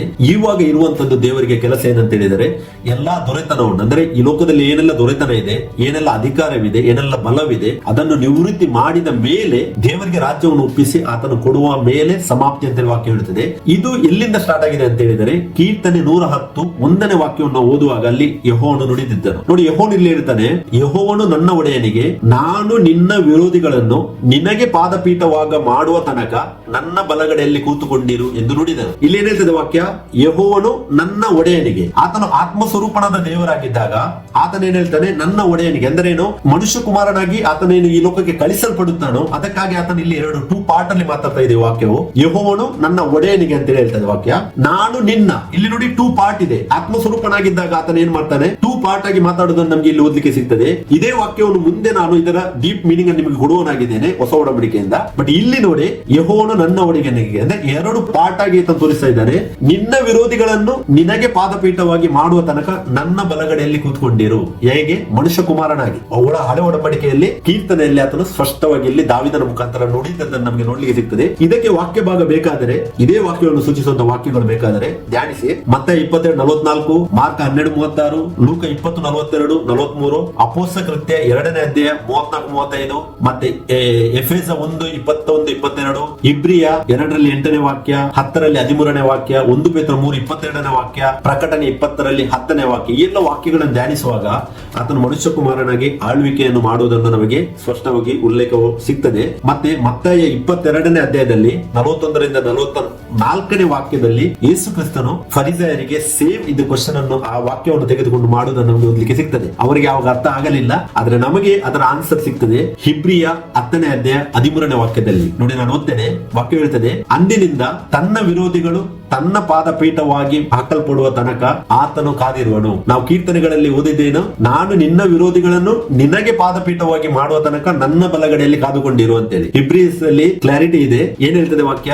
ಅಂದಿನಿಂದ ತನ್ನ ವಿರೋಧಿಗಳು ತನ್ನ ಪಾದಪೀಠವಾಗಿ ಹಾಕಲ್ಪಡುವ ತನಕ ಆತನು ಕಾದಿರುವನು. ಅಲ್ಲಿ ನಾನು ನಿನ್ನ ವಿರೋಧಿಗಳನ್ನು, ಅಂದ್ರೆ ಆತ್ಮಸ್ವರೂಪಣದ ದೇವರು ಆತನು ಮನುಷ್ಯ ಕುಮಾರನಿಗೆ ಅಧಿಕಾರವನ್ನು ಕೊಡುವುದನ್ನು ಸೂಚಿಸ್ತಾ ಉಂಟು. ಅದೇ ಇಬ್ರಿಯ 10:13ರಲ್ಲಿ ಇಲ್ಲಿ ಹೇಳ್ತಾ ಇದೆ, ತನ್ನ ವಿರೋಧಿಗಳು ತನ್ನ ಪಾದಪೀಠವಾಗಿ, ತನ್ನ ವಿರೋಧಿಗಳು ತನ್ನ ಪಾದಪೀಠವಾಗಿ ಹಾಕಲ್ಪಡುವ ತನಕ ಆತನು ಕಾದಿರುವನು ಅಂತೇಳಿ ವಾಕ್ಯ ಇದೆ. ಹೇಗೆ? ಮನುಷ್ಯ ಕುಮಾರನಾಗಿ ಆತನು ಕಾದುಕೊಂಡಿದ್ದಾನೆ. 1 ಕೊರಿಂಥ 15:25ರಲ್ಲಿ ಕೂಡ ಸೇಮ್ ವಾಕ್ಯ ಏನ್ ಹೇಳ್ತದೆ? ಅಲ್ಲಿ ತಾನು ಎಲ್ಲಾ ವಿರೋಧಿಗಳನ್ನು ತನ್ನ ಪಾದಗಳ ಕೆಳಗೆ ಹಾಕಿಕೊಳ್ಳುವ ತನಕ ರಾಜ್ಯವನ್ನಾಳುವುದು ಅವಶ್ಯ. ಆಮೇಲೆ ಹಲ್ಲೆಲೂಯಾ, ಪ್ರೈಸ್ ದಿ ಲಾರ್ಡ್. ನೋಡಿ ಪ್ರಿಯರೇ, ಇಲ್ಲಿ ತಾನು ಎಲ್ಲಾ ವಿರೋಧಿಗಳನ್ನು ತನ್ನ ಪಾದಗಳ ಕೆಳಗೆ ಹಾಕುವ ತನಕ. ಕೀರ್ತನೆ 110, ನಾನು ನಿನ್ನ ವಿರೋಧಿಗಳನ್ನು. ಇಬ್ರಿಯ 10:13, ತನ್ನ ವಿರೋಧಿಗಳು ತನ್ನ ಪಾದಪೀಠವಾಗಿ ಹಾಕಲ್ಪಡುವ ತನಕ. 1 ಕೊರಿಂಥ 15:25, ತಾನು ಎಲ್ಲಾ ವಿರೋಧಿಗಳನ್ನು ತನ್ನ ಪಾದಗಳ ಕೆಳಗೆ ಹಾಕಿಕೊಳ್ಳುವ ತನಕ ರಾಜ್ಯವನ್ನು ಆಳುವುದು ಅವಶ್ಯ. ಎಷ್ಟರ ತನಕ ಈ ವಾಕ್ಯ ಫುಲ್ಫಿಲ್ಮೆಂಟ್ ಆಗುವುದಿಲ್ಲವೋ ಅಷ್ಟರ ತನಕ ಆತನು ಮನುಷ್ಯ ಕುಮಾರನಾಗಿ ಆಳ್ವಿಕೆಯನ್ನು ನಡೆಸಬೇಕಂತೇಳಿ ಬೈಬಲ್ ಸ್ಪಷ್ಟವಾಗಿ ಹೇಳ್ತದೆ. ಪ್ರಿಯರೇ, ಆತ್ಮಸ್ವರೂಪನಾದ ದೇವರು ಮನುಷ್ಯ ಕುಮಾರನಾಗಿ ಏನು ಆತನು ದೇಹವನ್ನು ಧರಿಸಿ ಲೋಕದಲ್ಲಿ ಇದ್ದಾನೋ, ಈ ಲೋಕದ ಕೆಲಸವನ್ನು ಆತನು ಮುಗಿಸಿದ ಮೇಲೆ ಇವಾಗ ಕೂಡ ಆತನು ಮನುಷ್ಯ ಕುಮಾರನಾಗಿ ಆತನಿದ್ದಾನೆ. ಸೇಮ್ ಟೈಮ್ ದೇವಕುಮಾರನಾಗಿ, ಅಂದ್ರೆ ಪವಿತ್ರಾತ್ಮನಾಗಿ ಆತನು ನಮ್ಮೆಲ್ಲ ವಾಸ ಮಾಡ್ತಾನೆ ಇದ್ದಾನೆ. ಸೊ ದೇವರು ಇವಾಗ ಕೂಡ 2 ರೋಲ್ ಅನ್ನು ಮಾಡ್ತಾ ಇದ್ದಾನೆ. ಯಾವಾಗ ತನಕ ಅಂತೇಳಿ ನಾವು ಆನ್ಸರ್ ನೋಡಿದೆವು. ಇಬ್ರಿಯ 10:13 ಮತ್ತೆ 1 ಕೊರಿಂಥ 15:25 ವಾಕ್ಯ ಫುಲ್ಫಿಲ್ಮೆಂಟ್ ಆಗುವ ತನಕ. 15:24 ಎಲ್ಲಾ ಅಧಿಕಾರ, ಬಲ ಮತ್ತೆ ಆಡಳಿತವನ್ನು ನಿವೃತ್ತಿ ಮಾಡುವ ತನಕ ಆತನು ಮನುಷ್ಯ ಕುಮಾರನಾಗಿ ರಾಜ್ಯವನ್ನು ಆಳುವುದು ಅವಶ್ಯ ಅಂತೇಳಿ ಬೈಬಲ್ ಸ್ಪಷ್ಟವಾಗಿ ತೋರಿಸ್ತಾ ಉಂಟು. ಮತ್ತೆ 1 ಕೊರಿಂಥ 15:26ರಲ್ಲಿ ವಾಕ್ಯ ಉಂಟು ನೋಡಿ, ಮರಣವು ಕಡೇ ಶತ್ರುವಾಗಿ ನಿವೃತ್ತಿಯಾಗುವುದು. ಯಾವಾಗ ಇದು ಫುಲ್ಫಿಲ್ಮೆಂಟ್ ಆಗುತ್ತದೆ? ಪ್ರಕಟಣೆ 20ನೇ ಅಧ್ಯಾಯ 11ರಿಂದ 15 ತನಕ ಓದಿ. ನಾನು ಓದ್ಲಿಕ್ಕೆ ಹೋಗುದಿಲ್ಲ, ತುಂಬಾ ಲಾಂಗ್ ಆಗಿದೆ ಆಲ್ರೆಡಿ, ಅದಕ್ಕೋಸ್ಕರವಾಗಿ ಅಲ್ಲಿ ವಾಕ್ಯ ಹೇಳಿದರೆ ಮೃತ್ಯು, ಪಾತಾಳವು ಬೆಂಕಿ ಕೆರೆಗೆ ದೊಬ್ಬಲ್ಪಟ್ಟವು. ಮತ್ತೆ ಆ ಎಂಡಿಂಗ್ ಅಲ್ಲಿ ಸೂಚಿಸ್ತಾ ಉಂಟು. ಯಾವಾಗ ಮೃತ್ಯು ಮತ್ತೆ ಪಾತಾಳ ನಾಶವಾಗ್ತದೋ, 1 ಕೊರಿಂಥ 15:26ನೇ ವಾಕ್ಯ ಫುಲ್ಫಿಲ್ಮೆಂಟ್ ಆಗ್ತದೋ, ಮತ್ತೆ ಎಲ್ಲ ಅಧಿಕಾರ, ಆಡಳಿತ ಎಲ್ಲವೂ ಮನುಷ್ಯ ಕುಮಾರನಿಗೆ ಅಧೀನವಾಗ್ತದೋ, ಆವಾಗ ತನಕ ಆತನು ಮನುಷ್ಯ ಕುಮಾರನಾಗಿ ಆಳ್ವಿಕೆಯನ್ನು ನಡೆಸಬೇಕೆಂದು ವಾಕ್ಯ ಸ್ಪಷ್ಟ ಹೇಳ್ತದೆ. ಮತ್ತೆ 1 ಕೊರಿಂಥ 15:28ನೇ ವಾಕ್ಯವು ನೋಡಿ, ಸಮಸ್ತವು ಆತನಿಗೆ ಅಧೀನವಾದ ಮೇಲೆ ಮಗನು ಸಮಸ್ತವನ್ನು ತನಗೆ ಅಧೀನ ಕೊಟ್ಟಾತನಿಗೆ ತಾನೇ ಅಧೀನನಾಗುವನು. ಹೀಗೆ ದೇವರು ಸಮಸ್ತರಲ್ಲಿ ಸಮಸ್ತನಾಗುವನು. ಆಮೇಲೆ ಈ ವಾಕ್ಯ ಯಾವಾಗ ನೋಡಿ ದೇವರ ಕಾರ್ಯವು ಆ ಮನುಷ್ಯ ಕುಮಾರನಾಗಿ ಕಂಪ್ಲೀಟ್ ಆಗ್ತದೆ, ಅಂದ್ರೆ ಎಲ್ಲಾ ಬಲವು ನಿವೃತ್ತಿ ಆಗ್ತದೆ, ಎಲ್ಲ ಆಡಳಿತ ನಿವೃತ್ತಿ ಆಗ್ತದೆ, ಎಲ್ಲ ಅಧಿಕಾರವು ನಿವೃತ್ತಿ ಆಗ್ತದೆ. ಎಲ್ಲವೂ ತನಗೆ ಅಧೀನವಾದ ಮೇಲೆ. ಯಾರಿಗೆ? ಮನುಷ್ಯ ಕುಮಾರನಿಗೆ. ಮನುಷ್ಯ ಕುಮಾರನಿಗೆ ಅಧೀನವಾದ ಮೇಲೆ ವಾಕ್ಯವಿಲ್ಲಿ ಏನ್ ಹೇಳ್ತಾನೆ? ಸಮಸ್ತವು ಆತನಿಗೆ, ಅಂದ್ರೆ ಯಾರು? ದೇವಕುಮಾರನಿಗೆ ಅಧೀನವಾದ ಮೇಲೆ ಮಗನು, ಅಂದರೆ ಮನುಷ್ಯ ಕುಮಾರನು ಸಮಸ್ತವನ್ನು ತನಗೆ ಅಧೀನ ಮಾಡಿ ಕೊಟ್ಟಾತನಿಗೆ. ಯಾರು? ದೇವಕುಮಾರನು. ಯೇಸು ಕ್ರಿಸ್ತನಿಗೆ ಏನು ಅಧಿಕಾರವನ್ನು ಸಮರ್ಪಿಸಿದ್ದಾನೋ ಎಲ್ಲ ಅಧಿಕಾರವು ಯೇಸು ಕ್ರಿಸ್ತನ ಕೆಳಗೆ ಬರುವಾಗ ಆತನ ಮನುಷ್ಯ ಕುಮಾರ ಎನ್ನುವಂತಹ ರೋಲ್ ಏನಿದೆ, ಮಗನ ರೋಲ್ ಏನಿದೆ, ಅದನ್ನು ವಾಕ್ಯ ಹೇಳ್ತದೆ ಆತನು ದೇವಕುಮಾರನಿಗೆ ಸಬ್ಮಿಷನ್ ಮಾಡ್ತದೆ ಅಂತೇಳಿ ಬೈಬಲ್ ಅಲ್ಲಿ ಪೌಲನ ಮುಖಾಂತರವಾಗಿ ಸ್ಪಷ್ಟವಾಗಿ ಮಾತಾಡ್ತದೆ. ಅಂದ್ರೆ ದೇವಕುಮಾರ ಮತ್ತೆ ಮನುಷ್ಯ ಕುಮಾರ 2 ರೋಲ್ ಏನಿತ್ತಲ್ಲ, ಅದರಲ್ಲಿ ಮನುಷ್ಯ ಕುಮಾರನ ರೋಲ್ ಸಬ್ಮಿಷನ್ ಆಗ್ತದೆ. ಮತ್ತೆ ದೇವರು ಸಮಸ್ತರಲ್ಲಿ ಸಮಸ್ತನಾಗುವನು. ನೋಡಿ, ಇಲ್ಲಿ ಮಗನ ಟೈಟಲ್ ಹೋಯಿತು, ಮಗನ ಟೈಟಲ್ ಹೋಗಿದೆ, ಇನ್ನು ಇಲ್ಲಿ ಮಗನ ಟೈಟಲ್ ಇಲ್ಲ. ಇಲ್ಲಿ ಏನ್ ಹೇಳ್ತದೆ?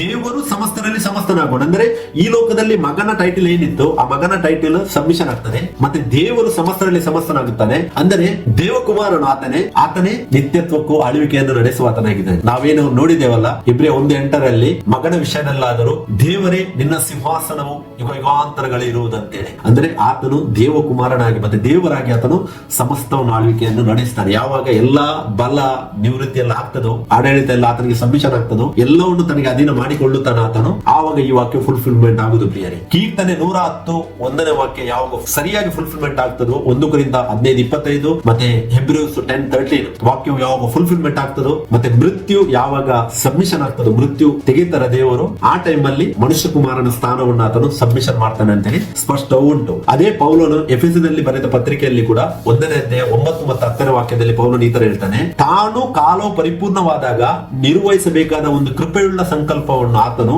ಕ್ರಿಸ್ತನಲ್ಲಿ ಮೊದಲೇ ನಿಷ್ಕರ್ಷ ಮಾಡಿಕೊಂಡಿದ್ದನು. ಅದೇನೆಂದರೆ ಭೂ ಪರಲೋಕಗಳಲ್ಲಿರುವ ಸಮಸ್ತವನ್ನು ಕ್ರಿಸ್ತನಲ್ಲಿ ಒಂದಾಗಿ ಕೂಡಿಸಬೇಕೆಂಬುದೇ. ಕ್ರಿಸ್ತನಲ್ಲೇ ಸಮಸ್ತವು ಒಂದಾಗುವುದು. ಆಮೇಲೆ ಇಲ್ಲಿ ನೋಡಿ, ಕ್ರಿಸ್ತನೆಂದರೆ ಯಾರು? ದೇವಕುಮಾರನು. ದೇವಕುಮಾರನಲ್ಲಿಯೇ ಸಮಸ್ತ ಒಂದಾಗುವುದಂತೆ ವಾಕ್ಯವು ಸ್ಪಷ್ಟವು ಎಲ್ಲಿ ಉಲ್ಲೇಖ ಮಾಡಿದ್ದನು, ಪೌಲನು ಉಲ್ಲೇಖ ಮಾಡಿದ್ದಾನೆ ಪ್ರಿಯರೇ. ಕ್ರಿಸ್ತನಲ್ಲೇ ಸಮಸ್ತ ಒಂದಾಗುವುದು. ಒಬ್ಬನೇ ದೇವರು ಇರುವುದು, ಆತನೇ ಕ್ರಿಸ್ತನು, ಆತನಲ್ಲೇ ಸರ್ವ ಒಂದಾಗುವುದಂತೇಳಿ ಬೈಬಲ್ ನಮಗೆ ಸ್ಪಷ್ಟಪಡಿಸುತ್ತದೆ. ಕೊಲೊಸ್ಯರಿಗೆ ಬರೆದ ಪತ್ರಿಕೆ ಪೌಲನು ಬರೀತಾನೆ 3:11ನೇ ವಾಕ್ಯವು, ಆದರೆ ಕ್ರಿಸ್ತನೇ ಸಮಸ್ತರಲ್ಲಿ ಸಮಸ್ತನಾಗೋನು ಅಂತೇಳಿ ಇಲ್ಲಿ ಕೂಡ ಆತನು ಉಲ್ಲೇಖ ಮಾಡಿದ್ದಾನೆ. ಕ್ರಿಸ್ತನು ಸಮಸ್ತರಲ್ಲಿ ಸಮಸ್ತನಾಗೋನು.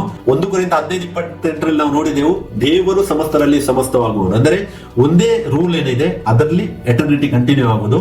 ಮತ್ತೆ ಆ ಎಟರ್ನಿಟಿಯಲ್ಲಿ ಆತನು ಮನುಷ್ಯ ಕುಮಾರನ ಸ್ಥಾನವನ್ನು ಧರಿಸಿದ್ದರಿಂದ ನಾವು ನಿತ್ಯತ್ವಕ್ಕೆ ಎಂಟರ್ ಆಗ್ತೇವೆ ಪ್ರಿಯರೇ. ಇದು ದೇವರು ನಮಗೋಸ್ಕರವಾಗಿ ಮಾಡಿದ ಅತಿ ಶ್ರೇಷ್ಠವಾದ ಕಾರ್ಯವಾಗಿದೆ. ಈ ಒಂದು ಸತ್ಯವನ್ನು ಯಾರು ಅರಿಯಲಿಲ್ಲವೋ ಅವರು ಇವಾಗ ದೇವರನ್ನು ಟ್ರಿನಿಟಿ ಅಂತೇಳಿ ಡಿವೈಡ್ ಮಾಡಿದ್ದಾರೆ. ಟ್ರಿನಿಟಿ ಇಲ್ಲ, ಒಬ್ಬನೇ ಆತ್ಮನಿರೋದು. ಎಫೆಸೀಯರ್ 4:4 ಪೌಲನು ಸ್ಪಷ್ಟವಾಗಿ ಹೇಳಿದ್ದಾನೆ, ದೇಹ ಒಂದೇ ಆತ್ಮ ಒಂದೇ ಅಂತೇಳಿ. ಅದೇ ಯೋಹಾನ 4:24 ಯೋಹಾನ ಮುಖಾಂತರ ಕೂಡ ದೇವರು ಪ್ರಕಟಿಸಿದ್ದಾನೆ, ದೇವರು ಆತ್ಮ ಸ್ವರೂಪನು. ದೇವರು ಆತ್ಮ ಸ್ವರೂಪನು. ಮತ್ತೆ ಪೌಲನು ಹೇಳಿದ್ದಾನೆ ಎಫೆಸೀಯರ್ 4:4 ಒಬ್ಬನೇ ಆತ್ಮನಿರುವನು, ಆತ್ಮ ಒಂದೇ ಇರುವುದು, ಆತನೇ ಯೇಸು ಕ್ರಿಸ್ತನು ಆತನೇ. ಕ್ರಿಸ್ತನಲ್ಲಿ ಸಮಸ್ತ ಒಂದಾಗುವುದು. ಎಷ್ಟೊಂದು ಖುಷಿ ಆಗ್ತದಲ್ಲ ಈ ಒಂದು ಸತ್ಯವನ್ನು ನಾವು ಅರಿಯುವಾಗ. ನಾನು ದೇವರಿಗೆ ಎಷ್ಟೊಂದು ಸ್ತೋತ್ರವನ್ನು ಸಲ್ಲಿಸ್ತೇನೆ. ಯಾಕಂತ ಹೇಳಿದರೆ ಎಷ್ಟೋ ಕೋಟಿ ಲಕ್ಷ ಜನರಿಗೆ ಕ್ರಿಶ್ಚಿಯನ್ ಅಂತ ಹೇಳ್ತಾರೆ, ಈ ಸತ್ಯವನ್ನು ದೇವರು ಪ್ರಕಟಿಸಿಲ್ಲ, ಆದರೆ ನಮಗೆ ಪ್ರಕಟಿಸಿದ್ದಾನೆ ಇವತ್ತು. ಸೊ ಅದಕ್ಕೆ ದೇವರಿಗೆ ಸ್ತೋತ್ರವನ್ನು ಸಲ್ಲಿಸಿ ಪ್ರಕಟಣೆ 21:5-7 ವಾಕ್ಯವನ್ನು ಓದಿ ಅಲ್ಲಿ ನೋಡಿ, ಅಲ್ಲಿ ಸ್ಪಷ್ಟವಾಗಿ ಸಿಂಹಾಸನದ ಮೇಲೆ ಆತನು ಕೂತ್ಕೊಳ್ಳುತ್ತಾನೆ. ಮತ್ತೆ ಅಲ್ಲಿ ಹೇಳ್ತಾನೆ, ಎಲ್ಲವನ್ನು ಹೊಸದು ಮಾಡುತ್ತೇನೆ ಮತ್ತು ಒಬ್ಬನು ನನಗೆ ಇದನ್ನು ಬರೆ, ಈ ಮಾತುಗಳು ನಂಬತಕ್ಕಗಳು ಸತ್ಯಗಳು ಆಗಿವೆ ಎಂದು ಹೇಳಿದನು. ಆಗ ಸಿಂಹಾಸನದ ಮೇಲೆ ಕೂತಿದ್ದವನು, 6ನೇ ವಾಕ್ಯ, ಎಲ್ಲಾ ನೆರವೇರಿತು. ನೋಡಿ, ಎಲ್ಲವೂ ಫಿನಿಶ್ ಆಯ್ತು. ನಾನೇ ಆದಿಯು ಅಂತ್ಯವೂ ಪ್ರಾರಂಭವೂ ಸಮಾಪ್ತಿಯೂ ಆಗಿದ್ದೇನೆ.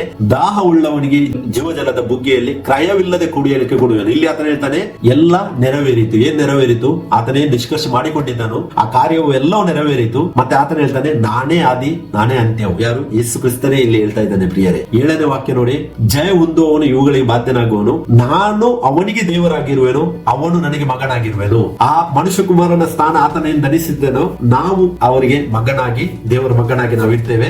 ಮತ್ತೆ ಯೇಸು ಕ್ರಿಸ್ತನನ್ನೇ ನಾವು ದೇವರು ಅಂತೇಳಿ ಉಲ್ಲೇಖ ಮಾಡ್ತೇವೆ. ಅಲ್ಲಿ ಯೇಸು ಕ್ರಿಸ್ತನು ಅಂತೇಳಿ ಗೊತ್ತಿಲ್ಲ ಹೆಸರು. ಯಾಕಂತ ಹೇಳಿದ್ರೆ ಪ್ರಕಟಣೆ 19:11 ವಾಕ್ಯ ಹೇಳುತ್ತದೆ, ಆತನಿಗೆ ಇನ್ನೊಂದು ಹೊಸ ಹೆಸರು ಕೂಡ ಉಂಟು. ಈ ಲೋಕದಲ್ಲಿ ಆತನಿಗೆ ಯೇಸು ಕ್ರಿಸ್ತನ್ ಎಂಬ ಹೆಸರು. ಒಬ್ಬ ದೇವರು ಒಂದೇ ಹೆಸರು, ಒಬ್ಬನೇ ದೇವರು ಒಂದೇ ಹೆಸರು. ಏನು? ಯೇಸು ಕ್ರಿಸ್ತನು ಒಬ್ಬನೇ ದೇವರು, ಯೇಸು ಕ್ರಿಸ್ತನೇ ದೇವರು, ಒಂದೇ ಹೆಸರು. ಆದರೆ ಅಲ್ಲಿ ಈ ಎಲ್ಲ ಕಾರ್ಯಗಳು ಮುಗಿದ ಮೇಲೆ ಆತನಿಗೆ ಇನ್ನೊಂದು ಹೊಸ ಹೆಸರು ಉಂಟಂತೇಳಿ ಪ್ರಕಟಣೆ 19:12 ಹೇಳ್ತದೆ. ಆ ಹೆಸರು ಇವಾಗ ಆತನಿಗೆ ಮಾತ್ರ, ಬೇರೆ ಯಾರಿಗೂ ಗೊತ್ತಿಲ್ಲ ಅಂತೇಳಿ ಹೇಳ್ತದೆ. ಮತ್ತೆ ಆ ಟೈಮ್ ಅಲ್ಲಿ ಆ ಹೆಸರು ನಮಗೆ ಪ್ರಕಟವಾಗುವುದು ಪ್ರಿಯರೇ. ಆದರೆ ನಮಗೆ ನಮ್ಮ ದೇವರು ಯಾರು? ಯೇಸು ಕ್ರಿಸ್ತನೇ. ಮತ್ತೆ ಅವನು, ನಾವೇನಾಗಿದ್ದೇವೆ, ನಾವು ಆತನಿಗೆ ಮಕ್ಕಳಾಗುವೆವು ಅಂತೇಳಿ ಇಲ್ಲಿ ಪ್ರಕಟಣೆ 21:5-7 ನಮಗೆ ಸ್ಪಷ್ಟ ಆಗ್ತದೆ. ಇನ್ನೊಂದು 4 ವಾಕ್ಯಗಳನ್ನು ನಾವು ಧ್ಯಾನಿಸಿ ಈ ಮೆಸೇಜ್ ಅನ್ನು ನಾವು ಎಂಡ್ ಮಾಡುವ. ನೋಡಿ, 1 ಕೊರಿಂಥ 15:24 ನಾವು ನೋಡಿದ ವಿಷಯವೇನಾಗಿದೆ ಅಂತ ಹೇಳಿದರೆ, ಆತನು ಬೇರೆ ಎಲ್ಲಾ ದೊರೆತನವನ್ನು, ಎಲ್ಲಾ ಅಧಿಕಾರವನ್ನು, ಬಲವನ್ನು ನಿವೃತ್ತಿ ಮಾಡಿ ತಂದೆಯಾದ ದೇವರಿಗೆ ಯಾವಾಗ ರಾಜ್ಯವನ್ನು ಸಮಾಪ್ತಿ ಕೊಡುತ್ತಾನೋ, ಒಪ್ಪಿಸಿಕೊಡುತ್ತಾನೋ, ಆವಾಗ ಸಮಾಪ್ತಿ ಆಗ್ತದೆ ಅಂತ ವಾಕ್ಯ ಸ್ಪಷ್ಟ ಹೇಳ್ತದೆ.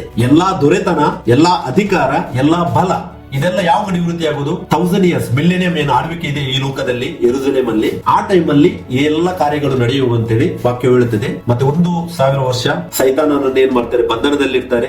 ಆ ಟೈಮ್ ಅಲ್ಲಿ ದೇವರು ಎಲ್ಲವನ್ನು ಸರಿ ಮಾಡ್ತಾನೆ. ಎಲ್ಲಾ ಅಧಿಕಾರವನ್ನು ಆತನು ಪಡೆದುಕೊಳ್ಳುತ್ತಾನೆ, ಎಲ್ಲಾ ದೊರೆತನವನ್ನು ಆತನು ಪಡೆದುಕೊಳ್ಳುತ್ತಾನೆ, ಎಲ್ಲಾ ಬಲವನ್ನು ಆತನು ನಿವೃತ್ತಿ ಮಾಡ್ತಾನೆ. ಮತ್ತೆ ಎಲ್ಲಾ ಆ ರಾಜ್ಯವನ್ನು ಯಾವಾಗ ಮನುಷ್ಯ ಕುಮಾರನು ಹಿಂದಕ್ಕೆ ತೆಗೆದುಕೊಳ್ಳುತ್ತಾನೋ, ಇವಾಗ ಎಲ್ಲ ಲೋಕದಲ್ಲಿ ಏನು ಜನರು ತಮ್ಮ ಅಧಿಕಾರವನ್ನು ನಡೆಸ್ತಾ ಇದ್ದಾರೋ ಅವರಿಂದ ಏನು ಹಿಂದಕ್ಕೆ ಆತನು ಪಡೆದುಕೊಳ್ಳುತ್ತಾನೆ, ಇರ್ತಾನೋ ಅವನಿಗೆಲ್ಲ ಅಧೀನ ಆದ ಮೇಲೆ ಆತನೇನು ಮಾಡ್ತಾನೆ, ಆ ಮಗ ಮನುಷ್ಯ ಕುಮಾರನು ಎಂದ ರೂಲ್ ಏನು ಆತನು ಮಾಡಿದಾನೋ ನಮಗೋಸ್ಕರವಾಗಿ, ಈ ಅಧಿಕಾರಗೋಸ್ಕರವಾಗಿ, ಎಲ್ಲವನ್ನು ಸರಿ ಮಾಡೋದಕ್ಕೋಸ್ಕರವಾಗಿ ಆ ರೋಲ್, ಮನುಷ್ಯ ಕುಮಾರನ ರೋಲ್ ಏನಾಗ್ತದೆ, ಸಬ್ಮಿಷನ್ ಆಗ್ತದೆ ಅಂತೇಳಿ ಈ ವಾಕ್ಯ ಹೇಳ್ತಾರೆ. ಅಂದ್ರೆ ಆತನು ಆ ರೋಲ್ ಅನ್ನು ಹ್ಯಾಂಡ್ ಓವರ್ ಮಾಡ್ತಾನೆ. ಮತ್ತೆ ದೇವರು ಸಮಸ್ತರಲ್ಲಿ ಸಮಸ್ತನಾಗ್ತಾನೆ. ಅದೇ ಯಾರು? ಕ್ರಿಸ್ತನೇ ಸಮಸ್ತರಲ್ಲಿ ಸಮಸ್ತನಾಗ್ತಾನೋ. ಇದು ಯಾವಾಗ ಆಗ್ತದೋ ಆವಾಗ ಎಲ್ಲ ಕಾರ್ಯಗಳಿಗೆ ಸಮಾಪ್ತಿ ಅಂತೇಳಿ ವಾಕ್ಯ ಸ್ಪಷ್ಟವಾಗಿ ಹೇಳ್ತದೆ. ಮತ್ತೆ ಆತನ ಮಗನು ಯಾರು? ಯೇಸು ಕ್ರಿಸ್ತನೇ ಯುಗಾಂತರಗಳಲ್ಲಿ ಆತನು ಆಳ್ವಿಕೆಯನ್ನು ನಡೆಸುವಾತನಾಗಿದ್ದಾನೆ. ಮತ್ತೆ ನಾವು ಯಾರು ಈ ಸತ್ಯವನ್ನು ಅರಿತಿದ್ದೇವೆ, ಒಬ್ಬನೇ ದೇವರು, ಆತನ ಯೇಸು ಕ್ರಿಸ್ತನು ಅಂತೇಳಿ ಧೈರ್ಯದಿಂದ ಈ ಲೋಕಕ್ಕೆ ಯಾರು ಇವತ್ತು ಕನ್ಫ್ಯೂಷನ್ ಮಾಡ್ತಾರೆ, ಯೇಸು ಕ್ರಿಸ್ತನೇ ದೇವರು, ಅವರು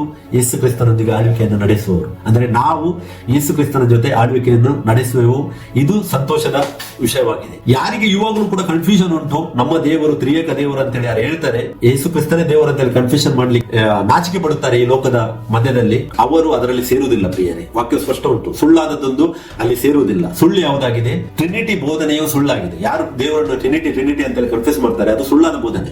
ಅದು ಯೇಸು ಕ್ರಿಸ್ತನಲ್ಲಿ ಒಂದಾಗುವುದಿಲ್ಲ ಅಂತೇಳಿ ವಾಕ್ಯ ಸ್ಪಷ್ಟ ಹೇಳ್ತದೆ. ನಮ್ಮ ದೇವರಾಗಿರೋ ಕರ್ತನು ಒಬ್ಬನೇ ದೇವರು, ಇದು ಸತ್ಯವಾಗಿದೆ. ಮತ್ತೆ ಇನ್ನು ನಾನು ಒಂದು 3 ವಾಕ್ಯವನ್ನು ಧ್ಯಾನಿಸುವ.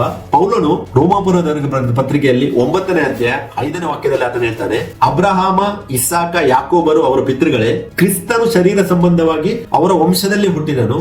ಆತನು ಎಲ್ಲದರ ಮೇಲೆ ಒಡೆಯನು, ನಿರಂತರ ಸ್ತುತಿ ಹೊಂದತಕ್ಕ ದೇವರು ಆಗಿದ್ದಾನೆ. ಆಮೇನ್. ಇಲ್ಲಿ ಪೌಲನು ಕ್ರಿಸ್ತನ ಬಗ್ಗೆ ಮಾತಾಡ್ತಾ ಇದ್ದಾನೆ.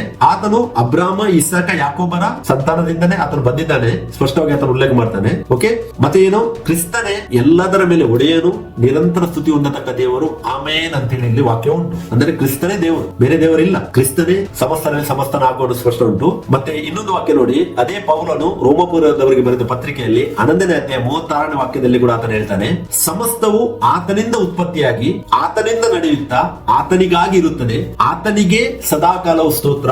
ಆಮೇನ್ ಅಂತೇಳಿ ಇಲ್ಲಿ ಪೌಲನು ಹೇಳಿದ್ದಾನೆ. ಸಮಸ್ತವು ಯಾರಿಂದ ಉತ್ಪತ್ತಿಯಾಗಿದೆ? ಒಬ್ಬಾತನಿಂದ. ಮತ್ತೆ ಯಾರಿಂದ ನಡೀತಾ ಇದೆ? ಒಬ್ಬಾತ, ಆತನಿಂದಲೇ ನಡೀತಾ ಇದೆ. ಯಾರಿಗಾಗಿ ಅದು ನಡೀತಾ ಇದೆ? ಆತನಿಗಾಗಿ ನಡೀತಾ ಇದೆ. ಆತನಿಂದ ಆತನಿಗಾಗಿ, ಆತನಿಂದ ಆತನಿಂದ ಆತನಿಂದ ಆತನಿಗಾಗಿ. ಸ್ಪಷ್ಟ ಉಂಟು ವಾಕ್ಯ. ಆತನಿಗೆ ಸದಾಕಾಲವು ಸ್ತೋತ್ರ. ಇಲ್ಲಿ ಕೂಡ ನೋಡಿ, ಆಮೇನ್ ಅಂದ್ರೆ ಒಬ್ಬನೇ ದೇವರು, ಆತನೇ ಯೇಸು ಕ್ರಿಸ್ತನು ಅಂತೇಳಿ ಇಲ್ಲಿ ಕೂಡ ವಾಕ್ಯ ಸ್ಪಷ್ಟವಾಗಿ ಆತನು ಹೇಳಿದ್ದಾನೆ. ಪೌಲನು ರೋಮಾಪುರ ಬರೆದ ಪತ್ರಿಕೆ 1ನೇ ಅಧ್ಯಾಯ 25ನೇ ವಾಕ್ಯದಲ್ಲಿ ಕೂಡ ಪೌಲನು ಹೇಳ್ತಾ ಇದ್ದಾನೆ, ಅವರು ಸತ್ಯ ದೇವರನ್ನು ಬಿಟ್ಟು ಅಸತ್ಯವಾದದ್ದನ್ನು ಹಿಡಿದುಕೊಂಡು ಸೃಷ್ಟಿಕರ್ತನನ್ನು ಪೂಜಿಸಿದೆ ಸೃಷ್ಟಿ ವಸ್ತುಗಳನ್ನೇ ಪೂಜಿಸುವರಾದರು. ಸೃಷ್ಟಿಕರ್ತನೊಬ್ಬನೇ ನಿರಂತರ ಸ್ತುತಿ ಹೊಂದತಕ್ಕ ದೇವರು. ಆಮೇನ್ ಅಂತೇಳಿ ಇಲ್ಲಿ ಪೌಲನು ಹೇಳಿದ್ದಾನೆ. ಪ್ರಿಯರೇ ನೋಡಿ, ಇಲ್ಲಿ ಸೃಷ್ಟಿಕರ್ತನೊಬ್ಬನೇ, ಒಬ್ಬರೇ ಅಲ್ಲ, ಒಬ್ಬನೇ ನಿರಂತರ ಸ್ತುತಿ ಹೊಂದತಕ್ಕ ದೇವರು. ಆಮೇನ್ ಅಂತೇಳಿ ಇಲ್ಲಿ ಸ್ಪಷ್ಟ ಉಂಟು ವಾಕ್ಯ. ರೋಮಾಪುರ 9:5, ರೋಮಾಪುರ 11:36, ರೋಮಾಪುರ 1:25. ಈ 3 ವಾಕ್ಯಗಳಲ್ಲಿ ಕೂಡ ಕ್ರಿಸ್ತನೇ ದೇವರು ಅಂತೇಳಿ ಹೇಳಿದ ಮೇಲೆ ಲಾಸ್ಟ್ ಗೆ ನೋಡಿ ವಾಕ್ಯ ಏನ್ ಹೇಳಿದೆ? ಆಮೇನ್ ಅಂತಿದೆ. ಒಬ್ಬನೇ ದೇವರು ಅಂತೇಳಿ ಇಲ್ಲಿ ಸೂಚಿಸ್ತದೆ ವಾಕ್ಯ. ಲಾಸ್ಟ್ ಗೆ ಆಮೇನ್ ಆಮೇನ್ ಆಮೇನ್ ಅಂತ ಹೇಳಿದೆ. ಆಮೇನ್ ಅಂತ ಹೇಳಿದರೆ, ನಾನು ಮೊದಲ ವಿಡಿಯೋಲ್ಲಿ ಎಕ್ಸ್ಪ್ಲೇನ್ ಮಾಡಿದ್ದೇನೆ, ಆಮೇನ್ ಅಂತ ಹೇಳಿದ್ರೆ ಏನು? ಎಗ್ರಿ ಆಗುದು ಆ ವಾಕ್ಯದಿಂದ. ಎಸ್, ಯಾವಾಗ ನಾವು ಕನ್ಫ್ಯೂಸ್ ಮಾಡ್ತೇವೆ ಈ ವಾಕ್ಯವನ್ನು ನಾವು ಓದಿ ಆಮೇನ್ ಅಂತೇಳಿ, ನಾವು ಆ ವಾಕ್ಯಕ್ಕೆ ಎಗ್ರಿ ಆಗ್ತೇವೆ. ಅಂದ್ರೆ ಸತ್ಯವಾಗಿದೆ ಅಂತೇಳಿ ನಾವು ನಮ್ಮ ಬಾಯಿಂದ ಕನ್ಫ್ಯೂಸ್ ಮಾಡ್ತೇವೆ. ಸತ್ಯ ಯಾರಾಗಿದ್ದಾನೆ? ಯೇಸು ಕ್ರಿಸ್ತನಾಗಿದ್ದಾನೆ. ಅದೇ ಸತ್ಯನಾಗಿರುವ ಯೇಸು ಕ್ರಿಸ್ತನ ಪ್ರಕಟಣೆ 3:14 ಲವೋದಿಕೆ ಸಭೆಗೆ ಉಲ್ಲೇಖ ಮಾಡುವಾಗ ಆತನು ಹೇಳ್ತಾನೆ, ಆಮೇನ್ ಎಂಬ ಆತನು ಬರೆಯುವುದನ್ನು ಆತನು ಉಲ್ಲೇಖ ಮಾಡ್ತಾನೆ. ಸೊ ಅದಕ್ಕೆ ದೇವರಿಗೆ ಸ್ತೋತ್ರ. ಒಂದು ಒಳ್ಳೆ ಟೈಮ್ ಅನ್ನು ದೇವರು ವಾಕ್ಯ ಭಾಗದಿಂದ ಧ್ಯಾನಿಸಲಿಕ್ಕೆ ಒಂದು ಕೊಟ್ಟ ಅವಕಾಶಕ್ಕೋಸ್ಕರ ನಾನು ದೇವರಿಗೆ ಸ್ತೋತ್ರವನ್ನು ಸಲ್ಲಿಸ್ತೇನೆ. ಯಾಕಂತ ಹೇಳಿದರೆ, ಯೇಸು ಯಾವಾಗ ಎಲ್ಲಾ ಅಧಿಕಾರ, ಬಲವನ್ನು, ಎಲ್ಲವನ್ನು ಈ ಲೋಕದಲ್ಲಿ ಏನಿದೆ ತನಗೆ ಅಧೀನವಾಗ್ತದೋ ಆವಾಗ ಆತನ ಏನ್ ಮಾಡ್ತಾನೆ? ತನ್ನ ಮನುಷ್ಯ ಕುಮಾರನ ರೋಲ್ ಏನ್ ಮಾಡಿದ ನಮಗೋಸ್ಕರವಾಗಿ ಅದನ್ನ ಆತನ ಸಬ್ಮಿಷನ್ ಮಾಡ್ತಾನೆ. ಮತ್ತೆ ಆತನೇ ದೇವಕುಮಾರನಾಗಿ, ದೇವರಾಗಿ, ಕ್ರಿಸ್ತನಾಗಿ ಆತನೇ ಸಮಸ್ತರಲ್ಲಿ ಸಮಸ್ತನಾಗ್ತಾನೆ ಅಂತೇಳಿ ಬೈಬಲ್ ಸ್ಪಷ್ಟವಾಗಿ ತೋರಿಸ್ತದೆ. ಸೊ ಪ್ರಿಯರೇ, ಸತ್ಯವನ್ನು ಅರಿತುಕೊಳ್ಳಿರಿ. ಯೇಸು ಕ್ರಿಸ್ತನೇ ಸತ್ಯ ದೇವರು, ನಿತ್ಯ ಜೀವ. ಇದಕ್ಕೆ ನಮಗೆ ಇನ್ನೊಂದು ಸಾಲಿಡ್ ಪ್ರೂಫ್ ನಿಮಗೆ ಬೇಕಾದ್ರೆ ನಮಗೆ ವಾಕ್ಯ ತೋರಿಸ್ತೇನೆ. ಆತನು ಶಿಷ್ಯರು ದೀಕ್ಷಾ ಸ್ನಾನ ಮಾಡಿಸಿದ್ದು ಯಾವ ರೀತಿ ಅಂತೇಳಿ ಬೈಬಲ್ ಇಂದ ನೀವು ಧ್ಯಾನಿಸಿ. ನಾವು ವಿಡಿಯೋ ಕೂಡ ರಿಲೀಸ್ ಮಾಡಿದ್ದೇವೆ. ಅಪೊಸ್ತಲಕೃತ್ಯ 2:38, ಅಪೊಸ್ತಲಕೃತ್ಯ 8:14-15, ಅಪೊಸ್ತಲಕೃತ್ಯ 10:47-48, ಅಪೊಸ್ತಲಕೃತ್ಯ 9:4-5, ಅಪೊಸ್ತಲಕೃತ್ಯ 22:15-16 ಈ ಎಲ್ಲ ವಾಕ್ಯಗಳಲ್ಲಿ ಶಿಷ್ಯರು ಸರಿಯಾಗಿ ಯೇಸು ಕ್ರಿಸ್ತನ ಹೆಸರಿನಲ್ಲಿ ನೀರಿನ ಬ್ಯಾಪ್ಟಿಸಮ್ ಅನ್ನು ಮಾಡಿದ್ದನ್ನು ನಮಗೆ ವಾಕ್ಯದಲ್ಲಿ ಓದಲಿಕ್ಕೆ ಸಿಗ್ತದೆ. ಏಕೆಂತ ಹೇಳಿದರೆ ಇದೊಂದು ಸಾಲಿಡ್ ಪ್ರೂಫ್. ಈ ಟ್ರಿನಿಟಿ ಬೋಧನೆ ಏನೇ ಇದೆ ಈ ಲೋಕದಲ್ಲಿ ಅದೊಂದು ಸುಳ್ಳಾದ ಬೋಧನೆ ಎನ್ನುವಂತದ್ದನ್ನು ತೋರಿಸುವಂತದ್ದು ಸ್ಪಷ್ಟವಾಗಿ. ಯಾಕೆಂತ ಹೇಳಿದರೆ ಆತನ 2 ರೋಲ್ ಗಳನ್ನು ಯಾವಾಗ ನಾವು ಅಂಡರ್ಸ್ಟ್ಯಾಂಡ್ ಮಾಡ್ತೇವೆ, ನಮ್ಗೆ ಒಬ್ಬನೇ ದೇವರಂತೇಳಿ ಸರಿಯಾಗಿ ಗೊತ್ತಾಗ್ತದೆ. ಮತ್ತೆ ಆ ದೀಕ್ಷಾ ಸ್ಥಾನವನ್ನು ಅವರೇನು ಮಾಡಿದ್ದಾರೆ ಆ ಹೆಸರಿನಲ್ಲಿ, ಒಂದೇ ಹೆಸರಿನಲ್ಲಿ, ಆಕಾಶದ ಕೆಳಗೆ ಮನುಷ್ಯರೊಳಗೆ ಒಂದೇ ನಾಮ ಕೊಡಲ್ಪಟ್ಟಿದೆ ಇದೆ. ಅಪೊಸ್ತಲರ 4:12, ಕೊಲೊಸ್ಸೆ 3:17 ಪೌಲರು ಹೇಳ್ತಾನೆ, ನೀವೇನು ಮಾಡಿದರು, ನಿಮ್ಮ ಕ್ರಿಯೆಯಿಂದಾಗಲಿ ಮಾತಿನಿಂದಾಗಲಿ ಏನು ಮಾಡಿದರು ಅಂತ ಹೇಳ್ತಾನೆ. ಆತನು ಏನು ಮಾಡಿದರು. ಇವಾಗ ಜನರು ಏನ್ ಮಾಡ್ತಾರೆ, ಸೈತಾನನ್ನು ಓಡಿಸುವಾಗ ಯೇಸು ಕ್ರಿಸ್ತನ ಹೆಸರು ಬೇಕು, ಹೀಲಿಂಗ್ಗೆ ಬೇಕು, ಬ್ಲೆಸ್ಸಿಂಗ್ ಬೇಕು, ಬೇರೆಲ್ಲ ಕಾರ್ಯಕ್ಕೆ ಬೇಕು. ಆದ್ರೆ ದೀಕ್ಷಾಸ್ನಾನ ಬರುವಾಗ ಮಾತ್ರ ಆ ಹೆಸರು ಬೇಡ. ದೀಕ್ಷಾಸ್ನಾನ ಬರುವಾಗ ಏನ್ ಮಾಡ್ತಾರೆ, ತಂದೆ, ಮಗ, ಪವಿತ್ರ ಆತ್ಮನ ಹೆಸರು ಅಂತೇಳಿ ಸೂಚಿಸ್ತಾರೆ. ಅಂದ್ರೆ ಆ ಹೆಸರಲ್ಲ, ತಂದೆ ಎನ್ನುವಂಥದ್ದು ಪದವಿ, ಮಗ ಎನ್ನುವಂಥದ್ದು ಪದವಿ, ಪವಿತ್ರ ಆತ್ಮ ಎನ್ನುವಂಥದ್ದು ಕೂಡ ಪದವಿ. ಆ ಪದವಿಯಲ್ಲೇ ಇವಾಗ ರಿಪಿಟೇಷನ್ ಮಾಡ್ತಾರೆ. ಯೇಸು ಕ್ರಿಸ್ತನ ಏನ್ ಹೇಳಿದ್ದಾನೆ ಅದನ್ನ ರಿಪಿಟೇಷನ್ ಮಾಡಿ ಬ್ಯಾಪ್ಟಿಸಮ್ ಕೊಡ್ತಾ ಇದ್ದಾನೆ. ಅದು ತಪ್ಪು. ಯಾಕಂತ ಹೇಳಿದರೆ ಬೈಬಲ್ ಸ್ಪಷ್ಟವಾಗಿ ಹೇಳ್ತಾ ಉಂಟು, ಆ ಹೆಸರಿನಲ್ಲೇ ಎಲ್ಲವೂ ಮಾಡಬೇಕು, ಕ್ರಿಸ್ತನಲ್ಲಿ ಸಮಸ್ತ ಒಂದಾಗಬೇಕು, ಆ ಹೆಸರಿನಲ್ಲೇ ಒಂದಾಗಬೇಕು. ಗಲಾತ್ಯ 3:27 ಕೂಡ ಕ್ರಿಸ್ತಿಯ ಸ್ನಾನವನ್ನು ನಾವು ಹೊಂದಬೇಕಂತ ವಾಕ್ಯ ಹೇಳುತ್ತದೆ. ಯಾಕಂತ ಹೇಳಿದ್ರೆ ದೀಕ್ಷಾ ಸ್ನಾನವನ್ನು ಯಾರು ಮಾಡ್ತಾರೆ, ನೀರಿನ ದೀಕ್ಷಾ ಸ್ನಾನವನ್ನು, ಹೇಗೆ ಕ್ರಿಸ್ತನು ಈ ಲೋಕದಲ್ಲಿ ಸತ್ತಿದ್ದಾನೋ ಅದೇ ರೀತಿಯಾಗಿ ಆ ನೀರಿಗೆ ಒಳಗೋಗುವ ಮನುಷ್ಯನು ಈ ಲೋಕಕ್ಕೆ ಸಾಯ್ತಾನೆ, ಮತ್ತೆ ಮೇಲಕ್ಕೆ ಬರುವಾಗ ಕ್ರಿಸ್ತನು ಎದ್ದ ಪ್ರಕಾರ ಆತನು ಎದ್ದು ಬರುತ್ತಾನೆ ಅಂತ ಹೇಳಿ ವಾಕ್ಯ ಸ್ಪಷ್ಟವಾಗಿ ತೋರಿಸ್ತಾ ಉಂಟು ಪ್ರಿಯರೇ. ಸೊ ಬ್ಯಾಪ್ಟಿಸಮ್, ವಾಟರ್ ಬ್ಯಾಪ್ಟಿಸಮ್ ಏನಿದೆ, ಯಾರೆಲ್ಲ ಯೇಸು ಕ್ರಿಸ್ತನ ನೀವು ಮಾಡಿರಲಿಲ್ಲ, ಈ ಸತ್ಯವನ್ನು ನಿಮಗೆ ಮೊದಲು ಗೊತ್ತಿರಲಿಲ್ಲ, ಇವಾಗ ದೇವರು ಪ್ರಕಟಿಸಿದ್ದಾನೆ, ಆತನಿಗೆ ಸಾಕ್ಷಿಯಾಗುವುದಕ್ಕೋಸ್ಕರವಾಗಿ ಯೇಸು ಕ್ರಿಸ್ತನ ಹೆಸರಿನಲ್ಲಿ ದೀಕ್ಷಾಸ್ನಾನ ಮಾಡಿಸಿ ನಿಮ್ಮನ್ನು ನೀವು ನಿತ್ಯತ್ವಕ್ಕೆ ನಡೆಸುವುದಕ್ಕಾಗಿ ಕ್ರಿಸ್ತನಲ್ಲಿ ಒಂದಾಗಿ ಅಂತೇಳಿ ನಾನು ನಿಮ್ಗೆ ಇಲ್ಲಿ ಎನ್ಕರೇಜ್ ಮಾಡುವನಾಗಿದ್ದೇನೆ, ಮತ್ತೆ ವಾಕ್ಯದ ಭಾಗದಿಂದ ಎಚ್ಚರಿಸುವನು ಕೂಡ ಆಗಿದ್ದೇನೆ. ಸೊ ದೇವರಿಗೆ ಸ್ತೋತ್ರವನ್ನು ಸಲ್ಲಿಸ್ತೇನೆ. ಯೇಸು ಯಾಕೆ ರಾಜ್ಯವನ್ನು ತಂದೆಗೆ ಸಮರ್ಪಿಸುತ್ತಾನೆ ಎನ್ನುವಂತದ್ರಲ್ಲಿ ನಾನು ಥಿಂಕ್ ಮಾಡ್ತೇನೆ. ನಿಮ್ಗೆ ಇದರ ಆನ್ಸರ್ ಸಿಕ್ಕಿದೆ. ಯಾವಾಗ ಯೇಸುವಿಗೆ ಎಲ್ಲಾ ಅಧಿಕಾರವು ಆತನ ಅಂಡರ್ ಬರ್ತದೋ, ಯಾವಾಗ ಎಲ್ಲಾ ಅಧಿಕಾರವು ಯೇಸುವಿನದಾಗ್ತದೆ, ಅಂದ್ರೆ ಮನುಷ್ಯ ಕುಮಾರನದಾಗ್ತದೋ, ಆವಾಗ ಆತನ ಏನ್ ಮಾಡ್ತಾನೆ, ಮನುಷ್ಯ ಕುಮಾರನಿಂದ ಆತನು ದೇವಕುಮಾರನಿಗೆ ಅಧಿಕಾರವನ್ನು ಹ್ಯಾಂಡ್ ಓವರ್ ಮಾಡ್ತಾನೆ. ಅಂದ್ರೆ ಆತನು ತನ್ನಲ್ಲೇ 2 ಕಾರ್ಯಗಳನ್ನು ಆತನು ಮಾಡ್ತಾ ಇದ್ದಾನೆ. ಆ ರೋಲ್ ಅನ್ನು ಆತನು ಫಿನಿಶ್ ಮಾಡ್ತಾನೆ, ಆತನ ಕಾರ್ಯವನ್ನು ಮುಗಿಸ್ತಾನೆ. ಮನುಷ್ಯ ಕುಮಾರನಾಗಿ ಆತನೇನು ರೋಲ್ ತಗೊಂಡಿದ್ದಾನೆ ಅದನ್ನು ಆತನು ಮುಗಿಸುತ್ತಾನೆ ಅಂತೇಳಿ ವಾಕ್ಯ ಸ್ಪಷ್ಟ ಇದೆ. ಮತ್ತೆ ದೇವರು ಸಮಸ್ತರಲ್ಲಿ ಸಮಸ್ತನಾಗುವನು, ಕ್ರಿಸ್ತನು ಸಮಸ್ತರಲ್ಲಿ ಸಮಸ್ತನಾಗುವನು. ದೇವರು ನಮಗೆ ಸ್ತೋತ್ರವಾಗಲಿ. ಒಂದು ಒಳ್ಳೆ ವಾಕ್ಯ ಭಾಗದಿಂದ ದೇವರು ಒಂದು ಶೇರ್ ಮಾಡುವ ಭಾಗ್ಯವನ್ನು ಕೊಟ್ಟಿದ್ದಕ್ಕಾಗಿ ನಾನು ಆತನನ್ನು ಸ್ತುತಿಸುತ್ತೇನೆ, ಆತನನ್ನು ಕೊಂಡಾಡುತ್ತೇನೆ. ಎಲ್ಲಾ ಗಣ ಮಾನ ಮಹಿಮೆಗಳನ್ನು ನನ್ನ ರಕ್ಷಕನು ಒಡೆಯನು ಆದ ಕರ್ತನಾದ ಯೇಸು ಕ್ರಿಸ್ತನಿಗೆ ಸಲ್ಲಿಸುತ್ತೇನೆ. ಆಮೇಲೆ thank you. Praise the lord. ನಿಮ್ಗೆ ಏನಾದರೂ ಡೌಟ್ ಇದ್ರೆ, ಏನಾದರೂ ಕ್ವಶನ್ಸ್ ಇದ್ರೆ, ನಾವಿಲ್ಲಿ ನಂಬರ್ಸ್ ಅನ್ನು ರಿಫ್ಲೆಕ್ಟ್ ಮಾಡಿದ್ದೇವೆ. ಎನಿ ಟೈಮ್ ನೀವು ಕಾಂಟ್ಯಾಕ್ಟ್ ಮಾಡಬಹುದು. ವಾಕ್ಯ ಭಾಗದಿಂದ ನಾವು ಡಿಸ್ಕಸ್ ಮಾಡುವ, ಸತ್ಯವನ್ನು ಅರಿತುಕೊಳ್ಳಿರಿ, ಮತ್ತೆ ಸತ್ಯವು ನಿಮಗೆ ನಿತ್ಯ ಜೀವಕ್ಕೆ ನಡೆಸುವಂತದ್ದಾಗಿದೆ. Praise the lord. Thank you. Bye by.